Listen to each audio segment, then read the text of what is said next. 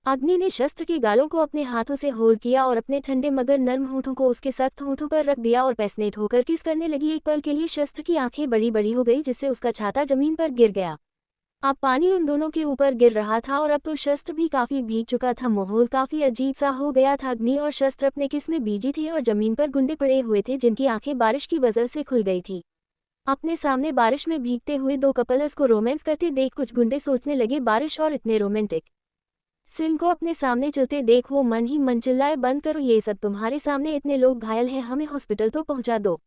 अग्नि ने करीब 15 मिनट तक उसे किस किया था, उसका मन अभी भी नहीं भरा था। उसने शस्त्र के होठों की किसी प्यासे इंसान की तरह देखकर कहा, मेरा मन अभी भी नहीं भरा है, मैं तुम्हें और किस करना चाहती हूँ। अग्नि ने ये इतनी बेशर्मी के साथ कहा था जिससे शस्त्र के गाल लाल हो गए थे, लेकिन अग्नि को अपनी इस बेशर्मी से कोई फर्क नहीं पड़ा। इससे वो और खुश हो गई। उसने शस्त्र को ऊपर से नीचे तक देखा, दोनों भीग चुके थे। शस्त्र की व्हाइट शर्ट अब उसके शरीर से चिपकर उसकी अट्रैक्टिव बॉडी को विजिबल बना रही थी। उसकी मसल्स और एब्स देखकर अग्नि की बेशर्म नजरें उसके शरीर से हट ही नहीं रही थी। उसने शस्त्र की बॉडी को छुआ, ऐसा लग रहा था अग्नि का मूड रोमांस करने का था, उसे अपने अंदर गर्मी महसूस हो रही थी।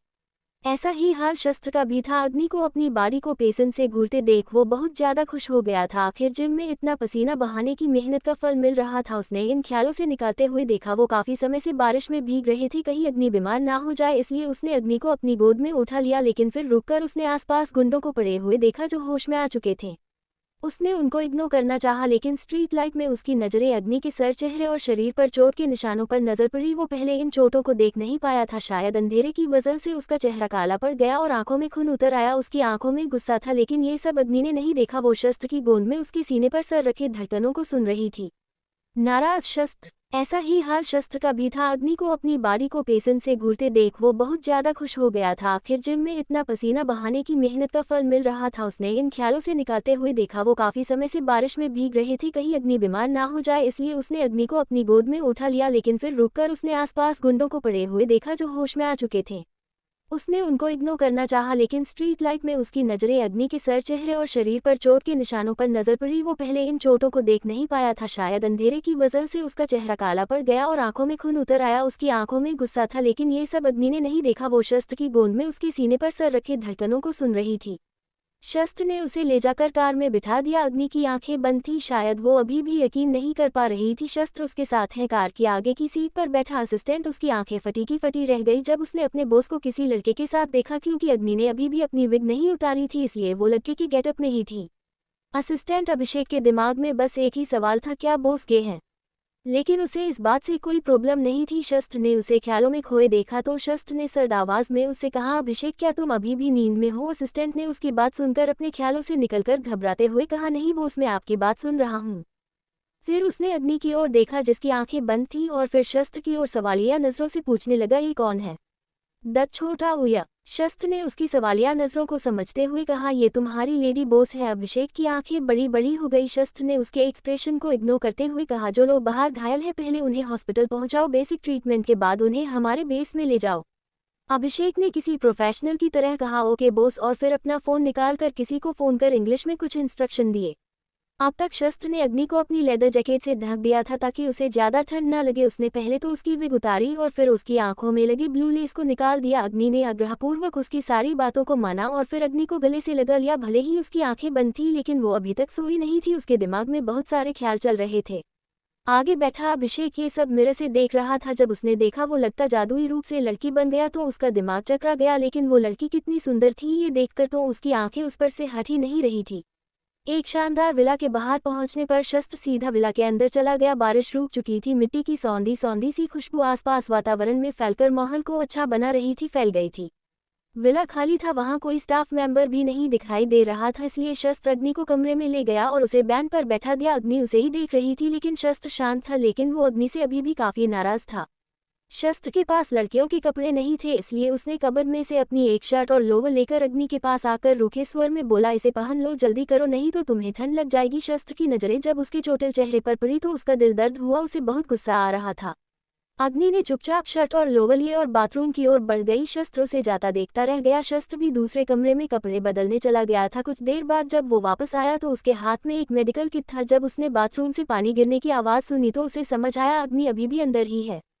उसकी आंखें सिकुड़ गई, लेकिन शस्त्र ने उसके बाहर आने का वेट किया। 2 मिनट बाद पानी बाथरूम में गिरना बंद हुआ। 10 मिनट बाद अग्नि बाहर आए। उसके बाल गीले थे और पानी उसके बालों से पस में टपक रहा था। उसने शस्त्र की शर्ट पहनी हुई थी। शर्ट उसके एक कंधे से नीचे थी, जिससे उसका गोरा कंधा साफ दिख रहा था। शर्ट नीचे होने से उसकी चेस्ट का थोड़ा हिस्सा दिखाई दे रहा था। शस्त्र की शर्ट उसे बड़ी हो रही थी। उसकी शर्ट उसे थाइज तक आ रही थी। शस्त्र का लोवर उसे काफी बड़ा था, जिसे उसने फोल्ड किया हुआ था। उसने अग्नि को ऐसे देखा तो अपना गला सूखता हुआ महसूस किया। उसे लगा जैसे उसके अंदर दबी डिजायर्स जागने लगी थी, लेकिन उसने अपने आप को ऐसा दिखाया जैसे उसे फर्क नहीं पड़ा हो। अग्नि बेड पर लेटने ही वाली थी। शस्त्र ने उसे गोद में उठाया और ड्रेसिंग टेबल पर बैठाकर उसके बालों को टॉवल से साफ किया और फिर ड्राई से उसके बालों को सुखाने लगा। इस बीच अग्नि मिरर में शस्त्र को देख रही थी, नहीं घूर रही थी। शस्त्र चुप रहा। उसे अपने ऊपर फिल हो रही नजरों से थोड़ा असहज महसूस हो रहा था। फिर उसने फर्स्ट एड किट निकालकर अग्नि के घावों पर एंटीसेप्टिक लिक्विड रुई में ढककर लगाया। अग्नि बिना किसी भाव के बैठी रही। दवाई लगाने पर उसे अपने जख्मों पर दर्द हो रहा था। शस्त्र ने फूंक मारते हुए रुई से दवाई को धीरे धीरे अग्नि के सर पर हुए घाव पर लगाया। शस्त्र ने उसके सोफट गालों पर दवाई लगाई। उसने महसूस किया अग्नि की स्किन बहुत ज्यादा सॉफ्ट थी, जैसे किसी न्यू बेबी जैसी स्किन थी। दवाई लगने के तुरंत बाद ही अग्नि चुपचाप बेड में चढ़कर लेट गई। शस्त्र फर्स्ट एड किट को साइड में रखकर वहां से दूसरे कमरे में सोने चला गया। शस्त्र कुछ सोच रहा था जब उसे महसूस हुआ कोई उसके बगल में लेट गया है। उस दोनों एक दूसरे की ओर पीठ करे हुए थे। शस्त्र की खामोशी में बहुत नाराजगी थी। शस्त्र ने उससे बात करने की कोशिश नहीं की। वो चाहता था अग्नि पहल करे। उन दोनों के दरमियान जो खामोशी थी, कहीं ना कहीं वो खामोशी उन्हें परेशान कर रही थी। अग्नि मुड़ी और उससे चिपक गई। शस्त्र की दिल की धड़कनें ट्रेन से भी फास्ट दौड़ रही थी। अग्नि बड़बड़ाई, नींद नहीं आ रही है। शस्त्र कुछ नहीं बोला और मुड़ गया और फिर अपनी बाहों को फैला लिया, जिसे देखकर अग्नि खरगोश की तरह उसके बाहों में चली गई और उसके सीने पर अपना सर रख दिया। अपनी बाहों में अग्नि को देखकर उसने एक गहरी सांस लेकर उसके बालों में किस किया और उसके सर पर हाथ फेरने लगा। वैसे तो वो अग्नि से बहुत नाराज था, लेकिन वो उससे बहुत प्यार करता था, इसलिए वो उसके एक सुनस से बार बार मक्खन की तरह पिघल जाता था। हम अजनबी है। उस दोनों एक दूसरे की ओर पीठ करे हुए थे। शस्त्र की खामोशी में बहुत नाराजगी थी। शस्त्र ने उससे बात करने की कोशिश नहीं की। वो चाहता था अग्नि पहल करे। उन दोनों के दरमियान जो खामोशी थी, कहीं ना कहीं वो खामोशी उन्हें परेशान कर रही थी। अग्नि मुड़ी और उससे चिपक गई। शस्त्र की दिल की धड़कनें ट्रेन से भी फास्ट दौड़ रही थी। अग्नि बड़बड़ाई, नींद नहीं आ रही है। शस्त्र कुछ नहीं बोला और मुड़ गया और फिर अपनी बाहों को फैला लिया, जिसे देखकर अग्नि खरगोश की तरह उसके बाहों में चली गई और उसके सीने पर अपना सर रख दिया। अपनी बाहों में अग्नि को देखकर उसने एक गहरी सांस लेकर उसके बालों में किस किया और उसके सर पर हाथ फेरने लगा। वैसे तो वो अग्नि से बहुत नाराज था, लेकिन वो उससे बहुत प्यार करता था, इसलिए वो उसके एक सुनस से बार बार मक्खन की तरह पिघल जाता था। अग्नि जो काफी दिनों से नहीं सोई थी, सभी चिंताओं को भूलकर सुकून से शस्त्र की बाहों में सो गई। शस्त्र ने उसके छोटे खूबसूरत चेहरे को देखकर सुकून से आंखों को बंद कर लिया। अगली सुबह अग्नि की आंखें धीरे धीरे खुली। 8 बज चुके थे। उसने आसपास नजरें घुमाए। अपने आप को अनजान जगह पर देखकर उसने कल की बातों को याद किया और शांति से बेड को देख, खासकर उसकी नजरें अपने साइड में खाली बेड पर पड़ी। वो उठकर चुपचाप बाथरूम में चली गई और कुछ समय बाद पानी की आवाज बाथरूम में आने लगी। अग्नि शावर के नीचे खड़ी थी। उसने महसूस किया पानी गर्म था। उसकी स्किन के हिसाब से पानी काफी सही था। उसने हैंगर पर नजर मारी, जहां पर एक वाइट कलर की ड्रेस रखी हुई थी। ड्रेस नीलेट की थी और स्लीवलेस थी। ड्रेस को देखकर अग्नि को समझ आ गया था जरूर शस्त्र ने ही उसके लिए ये ड्रेस मंगवाया होगा। कुछ देर बाद वो बाथरूम से निकलकर बाहर आ गई और हेयर ड्रायर से अपने बालों को सुखाया। इसके बाद वो कमरे से बाहर निकल गई।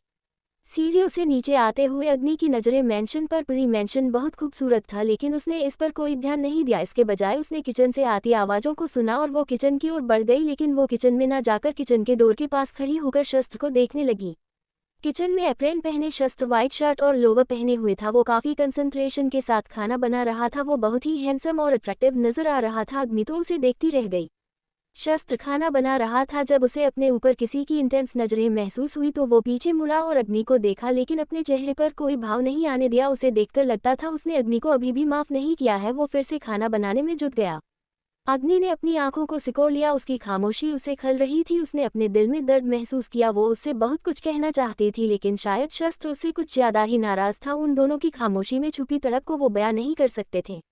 शस्त्र को गुस्सा आ रहा था। अग्नि ने उसे एक बार भी बात करने नहीं आए और न ही उसने उसे एक भी शब्द कहा था। इसके उल्ट उसे लगने लगा अग्नि उसे दूर जाने की पूरी कोशिश कर रही है, लेकिन ये सोच सोचकर शस्त्र का गुस्सा बढ़ता जा रहा था और वो ऐसा होने देने वाला नहीं था। चाहे उसे अग्नि को कैद ही क्यों न करना पड़े, लेकिन वो उससे दूर नहीं जा पाएंगी।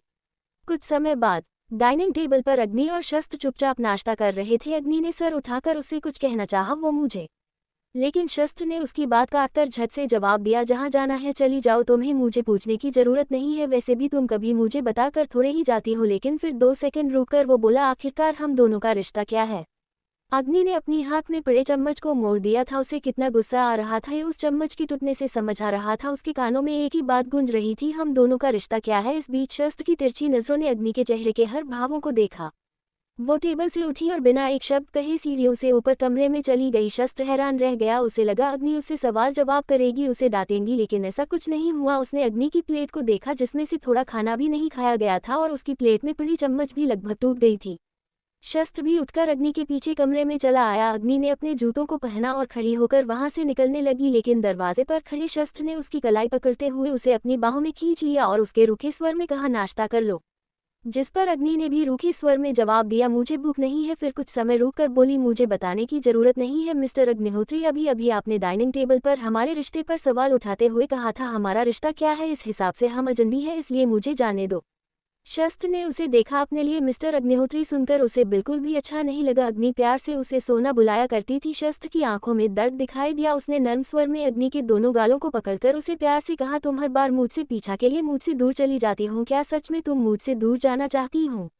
मैं तुमसे बहुत प्यार करता हूँ, मैं मानता हूँ मेरी गलती थी, उस रात मुझे किसी काम से अर्जेंट जाना पड़ा था, मैं तुम्हें परेशान नहीं करना चाहता था, इसलिए मैं तुम्हारी पूरी बात सुने बिना वहाँ से चला आया, लेकिन इसके बाद तुमने क्या किया, मुझे छोड़कर यहाँ चली आई। भयानक सच। शस्त्र ने उसे देखा। अपने लिए मिस्टर अग्निहोत्री सुनकर उसे बिल्कुल भी अच्छा नहीं लगा। अग्नि प्यार से उसे सोना बुलाया करती थी। शस्त्र की आंखों में दर्द दिखाई दिया। उसने नर्म स्वर में अग्नि के दोनों गालों को पकड़कर उसे प्यार से कहा, तुम हर बार मुझसे पीछा के लिए मुझसे दूर चली जाती हो, क्या सच में तुम मुझसे दूर जाना चाहती हो। मैं तुमसे बहुत प्यार करता हूँ, मैं मानता हूँ मेरी गलती थी, उस रात मुझे किसी काम से अर्जेंट जाना पड़ा था, मैं तुम्हें परेशान नहीं करना चाहता था, इसलिए मैं तुम्हारी पूरी बात सुने बिना वहाँ से चला आया, लेकिन इसके बाद तुमने क्या किया, मुझे छोड़कर यहाँ चली आई। अग्नि ने अभी भी कुछ नहीं कहा, लेकिन उसकी आंखों में हल्की सी चमक थी, लेकिन उसने कुछ नहीं कहा। अचानक कमरे में फोन रिंग हुआ। अग्नि ने नजरें घुमाई और टेबल पर अपने फोन को देखा और चुपचाप फोन की ओर जाकर उसे उठाया। कॉलर आईडी पर तरुण का नाम देखकर उसने फोन उठाया। दूसरी ओर से घबराई हुई आवाज आई, बोस आप ठीक तो है, आप कहाँ हैं, हमें बताएं, हम दोनों आपको लेने आ रहे हैं। दोनों सुनकर अग्नि ने कहा, उसकी जरूरत नहीं है, मैं तुम्हारे जीजू के साथ हूँ। तरुण चिल्लाया, बोस आप उस आदमी के साथ क्या कर रही हैं, आप वहाँ कैसे पहुंची। अग्नि ने आंखों को सिकोड़कर कहा, तरुण बेहेव, वो तुम्हारे होने वाले जीजा जी हैं, तुम मेरे सामने उनकी बुराई नहीं कर सकते। तरुण ने दांत पीसते हुए कहा, ठीक है। फिर उसकी थोड़ी घबराहट और खुशी की मिलीजुली आवाज आई, बोस एक छोटी सी प्रॉब्लम हो गई है। अग्नि ने अपनी सुंदर भौहों को सिकोड़कर कहा, बात क्या है। तरुण ने जल्दी से जवाब दिया, बोस वो लोइड ने सारे एल्ड्रस को बंदी बनाकर अपने बेस में ले जाकर उन पर एक्सपेरिमेंट शुरू कर दिया है, यहाँ तक कि उनके एक एक ऑर्गन को डोनेट कर दिया। वो लोग मरे तो नहीं है, लेकिन वो अंदर ही अंदर तड़प रहे हैं। अग्नि का रिएक्शन नॉर्मल था, वो काफी सेटिस्फाई लग रही थी। उसने हंसते हुए कहा, उसे कहो वो जो चाहे कर सकता है, बाकी सब मैं संभाल लूंगी। तरुण ने खुशी से कहा, ओके बॉस। इसके बाद फोन कट गया। अग्नि मुड़ी तो उसका सर शस्त्र के सीने से जा टकराया। अपने सर को सहलाते हुए उसने शस्त्र को देखा जो काफी मायूस लग रहा था। जब वो बात कर रही थी तो शस्त्र उसके पीछे आ गया था। अग्नि ने शस्त्र के चेहरे की मायूसी को नजरअंदाज करने की हिम्मत नहीं की थी। उसने शस्त्र के चेहरे को छूने के लिए हाथ बढ़ाया तो शस्त्र पीछे हटकर मुड़ते हुए बोला, तुम जा सकती हो। अग्नि के चेहरे पर असमंजस के भाव आ गए थे। शस्त्र मुड़ा और बेन पर बैठ गया। उसके दिमाग में क्या चल रहा था ये वही जानता था। वो बोला, अगर तुम्हें जाना है तुम जा सकती हो, मेरा क्या है, मैं भी घर वालों की मर्जी से शादी कर लूंगा। ये सुनकर तो अग्नि का पारा चढ़ गया। अग्नि उसके सामने आकर खड़ी हो गई थी और उसके करीब जाकर उसके कॉलर को पकड़ते हुए गुस्से से उसे घूरते हुए बोली, सोना तुम्हारे पर ज्यादा ही निकल रहे हैं। फिर उसने एक टेढ़ी स्माइल करते हुए कहा, और तुम मेरे अलावा किसी से शादी नहीं कर सकते हो अगल। शस्त्र ने उसे छोटी आंखें करते हुए घूरा, लेकिन अग्नि ने उसकी गर्दन पर किस करते हुए जोर से काटा। उसकी हल्की आह निकल गई। बैंड पर बैठा हुआ शस्त्र डेविल स्माइल कर रहा था, क्योंकि ये सब उसने अग्नि को भड़काने के लिए कहा था, लेकिन अग्नि उसकी इस चाल को समझ नहीं पाई थी। अभी वो काफी खुश दिखाई दे रहा था। वो चुपचाप अग्नि को देखने लगा, जो उसकी गर्दन पर बाइट करने के बाद भी सेटिस्फाइड नहीं लग रही थी। शस्त्र ने उसे देखते हुए कहा, तुम तो मुझे छोड़ने का प्लान कर रही थी और अब मुझे किसी और के साथ जाने से रोक रही हो। अग्नि के आंखें चुराते हुए हड़बड़ाते हुए कहा वो वो। शस्त्र ने आंखें सिकोड़कर उसके हाथ को अपनी ओर खींचते हुए अपनी गोद में बिठा लिया। वो काफी देर तक उसे घूरता रहा, लेकिन अग्नि सर झुकाए किसी मासूम बच्चे की तरह लग रही थी। शस्त्र ने अपनी बेचारगी पर नाम में सर हिलाते हुए मन ही मन में सोचा, इसकी मासूम शक्ल देखकर हमेशा मैं पिघल जाता हूँ, लेकिन सेमी इस बार पिघलना नहीं है। मुझे बताओ ये सब चल क्या रहा है। उस दिन तुमने कहा तुम कोई और हो, ध्यान से सुनो, मुझे फर्क नहीं पड़ता तुम कोई भी हो, कहीं से भी आए हो, लेकिन तुम मेरी हो, मेरी डार्लिंग हो। अग्नि ने हैरानी से उसे देखा, उसकी आंखों में अविश्वास था। शस्त्र की आंखों में अपने लिए बेपनाह मोहब्बत देखकर उसका दिल भर आया और उसकी आंखों में पुरानी चमक वापस लौट आई। अग्नि ने धीरे से उसके सीने पर सर रखे हुए कहा, मैं इस दुनिया में जब आई थी तो खालीपन मुझ पर हावी था, तुमसे मिलने के बाद मेरे अंदर सारा खालीपन दूर हो गया, मेरी जिंदगी रोशनी और रंगों से भर गई। यहाँ मैंने बहुत से लोगों को देखा जिन्होंने मेरे साथ अच्छा या बुरा किया, पर अचानक मुझे उस भयानक सच की याद आई और मैंने जब सोचा जो लोग मुझसे प्यार करते हैं, अगर उन्हें पता चला मैं अग्नि नहीं हूँ, कोई और हूँ, तो क्या उनका प्यार मेरे लिए ऐसा ही रहेगा? क्या तुम हमेशा मुझसे प्यार करोगे? शस्त्र ने उसे गले लगा रखा था, वो समझ नहीं पा रहा था अग्नि ऐसा क्यों सोच रहा था, जबकि वो उससे हमेशा प्यार करता था और वो उसे ऐसे उदास नहीं देख सकता था। अग्नि अपनी पुरानी यादों में खो गई थी। फिर उसने कुछ शब्द कहे जिन्हें सुनकर वो हैरान रह गया। अग्नि ने हल्के से कहा, एक भयानक सच जानते हो? अग्नि ने शस्त्र से पूछा। शस्त्र हैरानी से ना, मैं बोला मैं नहीं जानता। वो सच में नहीं जानता था अग्नि क्या कहना चाहती थी। अगर मैं यहाँ ना आती तो अग्नि पहले ही मर चुकी होती और अभी तक तुम किसी और के साथ प्यार करके शादी कर चुके होते। ये सुनकर तो शस्त्र का दिल कांप गया था। अग्नि के मरने की बात सुनकर वो कांप गया, उसे लगा उसके दिल में हजारों सुइयां चुभोई जा रही है। गिफ्ट। शस्त्र ने उसे गले लगा रखा था, वो समझ नहीं पा रहा था अग्नि ऐसा क्यों सोच रहा था, जबकि वो उससे हमेशा प्यार करता था और वो उसे ऐसे उदास नहीं देख सकता था। अग्नि अपनी पुरानी यादों में खो गई थी। फिर उसने कुछ शब्द कहे जिन्हें सुनकर वो हैरान रह गया। अग्नि ने हल्के से कहा, एक भयानक सच जानते हो? अग्नि ने शस्त्र से पूछा। शस्त्र हैरानी से ना, मैं बोला मैं नहीं जानता। वो सच में नहीं जानता था अग्नि क्या कहना चाहती थी। अगर मैं यहाँ ना आती तो अग्नि पहले ही मर चुकी होती और अभी तक तुम किसी और के साथ प्यार करके शादी कर चुके होते। ये सुनकर तो शस्त्र का दिल कांप गया था। अग्नि के मरने की बात सुनकर वो कांप गया, उसे लगा उसके दिल में हजारों सुइयां चुभोई जा रही है। शस्त्र ने अपने सर को नीचे कर अग्नि के चेहरे को देखा जो आंखें बंद कर बिना किसी भाव के थी। शस्त्र ने पूछा, तुम ये सब क्या कह रही हो? फिर थोड़ा सा घबराए हंसी हंसते हुए वो बोला, तुमने जरूर कोई बुरा सपना देखा होगा। ये कोई सपना नहीं है बल्कि हकीकत है। बिना किसी भाव ने अग्नि ने शस्त्र को टोकते हुए उसके सवाल का जवाब दिया। अग्नि ने अपना सर उठाकर उसकी आंखों में देखते हुए कहा, मैं अब तक सब जानती थी मेरे साथ क्या होने वाला है, कब और क्या होगा। शस्त्र हैरानी से उसे पूछ बैठा, तुम्हें कैसे पता चला? उसका सवाल सुनकर अग्नि मुस्कुराकर बोली, ये सब एक नोवेल का हिस्सा है, ऐसा हमें लगता है, लेकिन तुम दूसरी दुनिया के हो। मतलब? शस्त्र ने उसे पूछा। अग्नि ने उसका सवाल सुनकर एक गहरी सांस लेकर कहा, हमारी और तुम्हारी दुनिया एक जैसी ही है, फर्क इतना है तुम एक नोवेल की कैरेक्टर हो और मैं एक रीडर। शस्त्र को कुछ समझ नहीं आ रहा था अग्नि क्या कहना चाहती है। शस्त्र ने उसके माथे को छूने हुए कहा, बुखार तो नहीं है? अग्नि गुस्से में बोली, मैं कोई बीमार नहीं हूँ और ना ही बकवास कर रही हूँ, मैं अपने सेंसेस में रहकर ही तुमसे बात कर रही हूँ। Darling, darling, darling. अग्नि को अचानक से होश आया, वो अपने ख्यालों में इस कदर गुम हो गई थी जिस वजह से उसे रियलिटी और सपने का पता नहीं चला। उसने गहरी सांस लेकर मन ही मन कहा, अच्छा हुआ मैंने इसे अभी कुछ नहीं बताया, वरना सब कुछ गड़बड़ हो सकती थी। शस्त्र ने पूछा, तुम कहाँ खो गई थी? मुझे बताओ, तुम्हें कैसे ये सब पता चला? क्या तुम फ्यूचर देख सकती हो? वो कंफ्यूज था, उसे अग्नि की कोई भी बात समझ नहीं आ रही थी। अग्नि चुप रही, उसे अब यकीन हो गया था शस्त्र उसकी बातों का यकीन नहीं करेगा, लेकिन उसे इस बात की चिंता नहीं थी। उसकी चिंता का कारण था वो आदमी जो धरा का बड़ा भाई था। शस्त्र ने उससे पूछ, क्या कुछ ऐसा है जो तुम्हें अंदर से परेशान कर रहा है? अग्नि ने जवाब दिया, चिंता मत करो, मैं सब संभाल लूंगी। शस्त्र ने उसे देखते हुए कहा, ये कहने के बजाय मैं सब संभाल लूंगी, कुछ चीजें समय पर छोड़ देनी चाहिए। अग्नि ने झटके से सर उठाकर उसकी आंखों में देखा। ये शब्द वही थे जो कभी उसे उसके डैड ने कहे थे। ये सोचकर उसके दिल में मिक्सड फीलिंग आ गई थी। उसे उसके ख्यालों से बाहर निकालकर शस्त्र ने पूछा, तुम मुझे बता सकती हो क्या बात है? उसका सवाल सुनकर अग्नि ने एक गहरी सांस ली और उसकी बाहों से उठने लगी। शस्त्र ने आंखें छोटी करते हुए कहा, यही रहो मेरे पास, ना जाने मेरा दिल मेरी बाहें कितना तरसी है तुम बिन। उसकी बातों का असर अग्नि के दिल पर हुआ, उसे काफी गुस्सा आ रहा था अपने ऊपर। उसे ऐसे शस्त्र को अकेले छोड़कर नहीं आना चाहिए था। अग्नि को अपने ख्यालों में खोए हुए देख शस्त्र ने उसे और करीब खींचकर उसे गोद में बैठाया और उसकी पतली कमर पर अपनी बाहें लपेट ली। अग्नि के मुलायम हाथ शस्त्र के सख्त कंधे पर थे। शस्त्र उसके चेहरे के करीब आया और दोनों की धड़कनें बढ़ गई। शस्त्र ने उसके नर्म होठों को अपने सख्त होठों में भर लिया और किस करने लगा। अग्नि सोख हो गई। आज तक तो वो ही शस्त्र को किस करते आई थी, लेकिन उसे पहल करते देखा अग्नि ने भी उसका साथ दिया। शस्त्र उसकी बैक को सहला रहा था और अग्नि उसके बालों में हाथ फेरा रही थी। इसी बीच फोन भी बजा, लेकिन उन दोनों को कोई फर्क नहीं पड़ा। दोनों अपने किस में इतने बिजी थे जहां उन्हें आसपास का कुछ होश नहीं था। अग्नि शस्त्र के लोवलिप को लॉलीपॉप की तरह चूस रही थी। करीब 15 मिनट बाद अग्नि को सांस लेने में दिक्कत होने लगी। उसने अपने मुलायम हाथों से शस्त्र के सीने पर वार किया, जिससे शस्त्र ने उसे छोड़ दिया और अग्नि अपनी सांसों को काबू में करने लगी। उसका सर शस्त्र के सीने पर टिका हुआ था और उसका चेहरा भी टमाटर की तरह लाल था। शस्त्र स्माइल कर रहा था। उसका चेहरा किसी फूल की तरह खिला हुआ था, मानो फूल को सूरज की रोशनी मिली हो। शस्त्र ने अपने होठों पर जिभ फिराते हुए अग्नि के काले बालों को उसकी गर्दन से हटाते हुए उसकी गर्दन पर किस किया, जिससे अग्नि सहम सी गई। उसे लगा जैसे उसे कट लगा हो।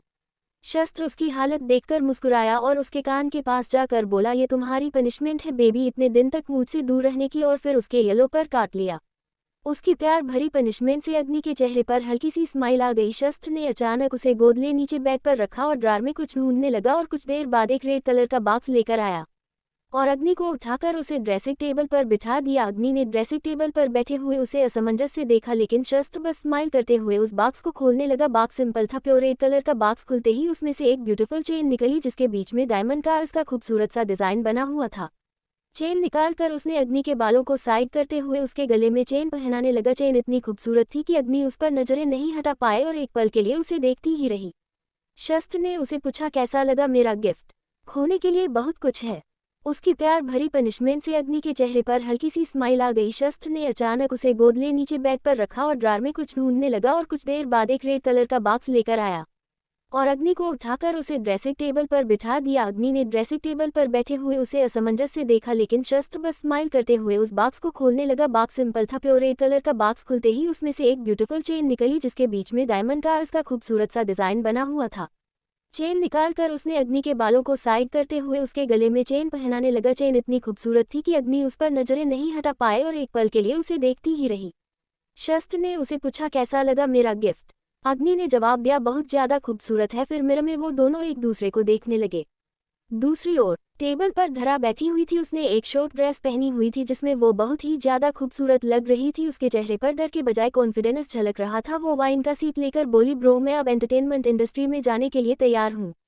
वही आदमी जिसका चेहरा अभी भी नहीं दिख रहा था, अपनी वाइन को हिलाते हुए ग्लास को देखा और विकेट स्माइल के साथ बोली, ब्रो जैसा आपने कहा वैसा मैं अभी तक करती गई और आगे भी आपके कहे अनुसार चलूंगी। फिर जहरीली स्माइल के साथ उसने अपनी रेड वाइन को एक नज़र देखते हुए कहा, पर क्यों ना इससे पहले हम अग्नि को अपने रास्ते से हटाए।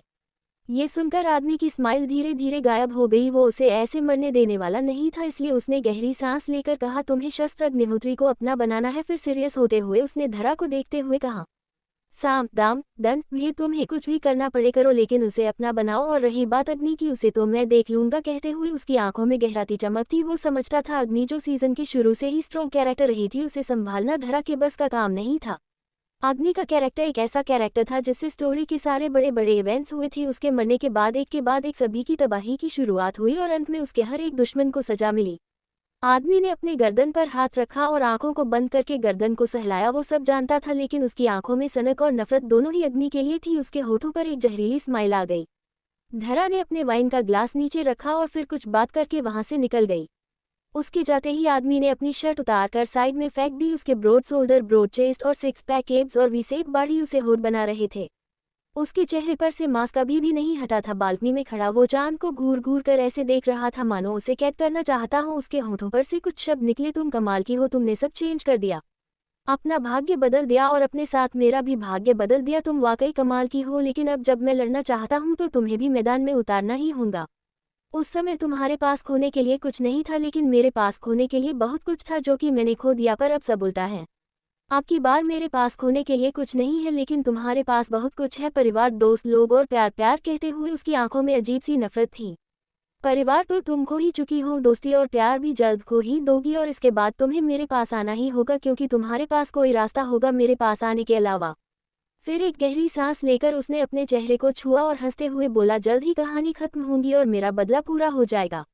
अगले दिन लोइड के बेस पर अग्नि ने बेस का पासवर्ड डाला। शस्त्र ने कसकर उसका हाथ पकड़ा हुआ था। अग्नि ने ब्लैक शर्ट और जीन्स पहनी हुई थी। उसका रूप अभी भी लड़के की तरह ही था और शस्त्र ने भी मैचिंग कपड़े पहने हुए थे और साथ ही मास्क भी पहना हुआ था, जिससे उसका आधा मुंह ढक गया था।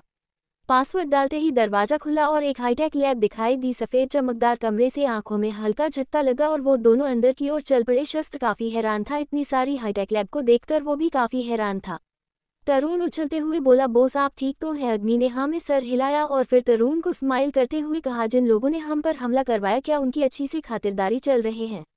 लॉयड अचानक से तरुण के पीछे आया। व्हाइट लैब कोट में वो हैंडसम दिखाई देता था। अचानक उसकी नज़र शस्त्र पर पड़ी और उसकी आंखें और चेहरा दोनों काले पड़ गए।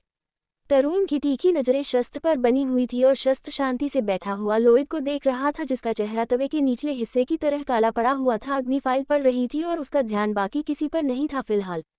तरुण, शस्त्र ने प्यार से स्माइल करते हुए कहा। तरुण ने आंखें छोटी करते हुए धीमी आवाज में कहा, आप यहाँ क्या कर रहे हैं? शस्त्र ने भी धीमी आवाज में ही जवाब दिया, तुम्हारी बहन की तरफ मुझे यहाँ खींच लाए। उसका जवाब सुनकर तरुण का मुंह बन गया, लेकिन शस्त्र ने धीरे धीरे करके उसे सारी बात समझाई। जब तरुण को पता चला कि शस्त्र अग्नि के लिए इतना दूर चला आया और परछाई की तरह उसके साथ रहता है, तो आंखों में उसके लिए इज्जत बढ़ गई थी। तरुण ने अपना सर घुमाते हुए हल्की सी आवाज में कहा, थैंक्स, आपने मेरी बहन का इतना ख्याल रखा। शस्त्र ने जब ये सुना तो उसके चेहरे पर एक प्यारी सी स्माइल आ गई, जो मास्क के पीछे ही कैद हो गई। अपने साले से कोपलिमे की उम्मीद तो उसने कभी नहीं की थी, इसी के साथ उसका कॉन्फिडेंस और हाई हो गया। बस ऐसे ही उसे तरुण का दिल जीतना था। श्रद्धा और नितिन। उसका जवाब सुनकर तरुण का मुंह बन गया, लेकिन शस्त्र ने धीरे धीरे करके उसे सारी बात समझाई। जब तरुण को पता चला कि शस्त्र अग्नि के लिए इतना दूर चला आया और परछाई की तरह उसके साथ रहता है, तो आंखों में उसके लिए इज्जत बढ़ गई थी। तरुण ने अपना सर घुमाते हुए हल्की सी आवाज में कहा, थैंक्स, आपने मेरी बहन का इतना ख्याल रखा। शस्त्र ने जब ये सुना तो उसके चेहरे पर एक प्यारी सी स्माइल आ गई, जो मास्क के पीछे ही कैद हो गई। अपने साले से कोपलिमे की उम्मीद तो उसने कभी नहीं की थी, इसी के साथ उसका कॉन्फिडेंस और हाई हो गया। बस ऐसे ही उसे तरुण का दिल जीतना था। कुछ दिनों बाद एयरपोर्ट पर दो लोग निकले, दोनों ही अट्रैक्टिव और हाथ लग रहे थे। आसपास लड़के और लड़कियां उन्हें मुड़ मुड़ कर देख रही थी। दोनों लोगों ने ब्लैक कलर के कपड़े पहने हुए थे और मास्क वेयर किया हुआ था, जिनसे उनकी आंखें ही दिखाई पड़ती थी। अचानक उनके सामने एक लग्जरी कार खड़ी हुई। दोनों बिना किसी हिचकिचाहट के कार के अंदर बैठकर वहां से निकल गए। Light entertainment. धरा सोफे पर बैठी हुई थी। उसने एक शॉर्ट ड्रेस पहनी हुई थी। वो काफी खूबसूरत और हाथ दिखाई दे रही थी। उसके सामने एक अधेड़ उम्र का आदमी था, जिसकी उम्र 55 थी। उसके चेहरे पर एक स्माइल थी। वो था director Nair. Director Nair light entertainment में एक काफी नामी गिरामी आदमी था। वो नए नए टैलेंटेड लोगों को कंपनी में हायर कर उन्हें काम दिलवाता था।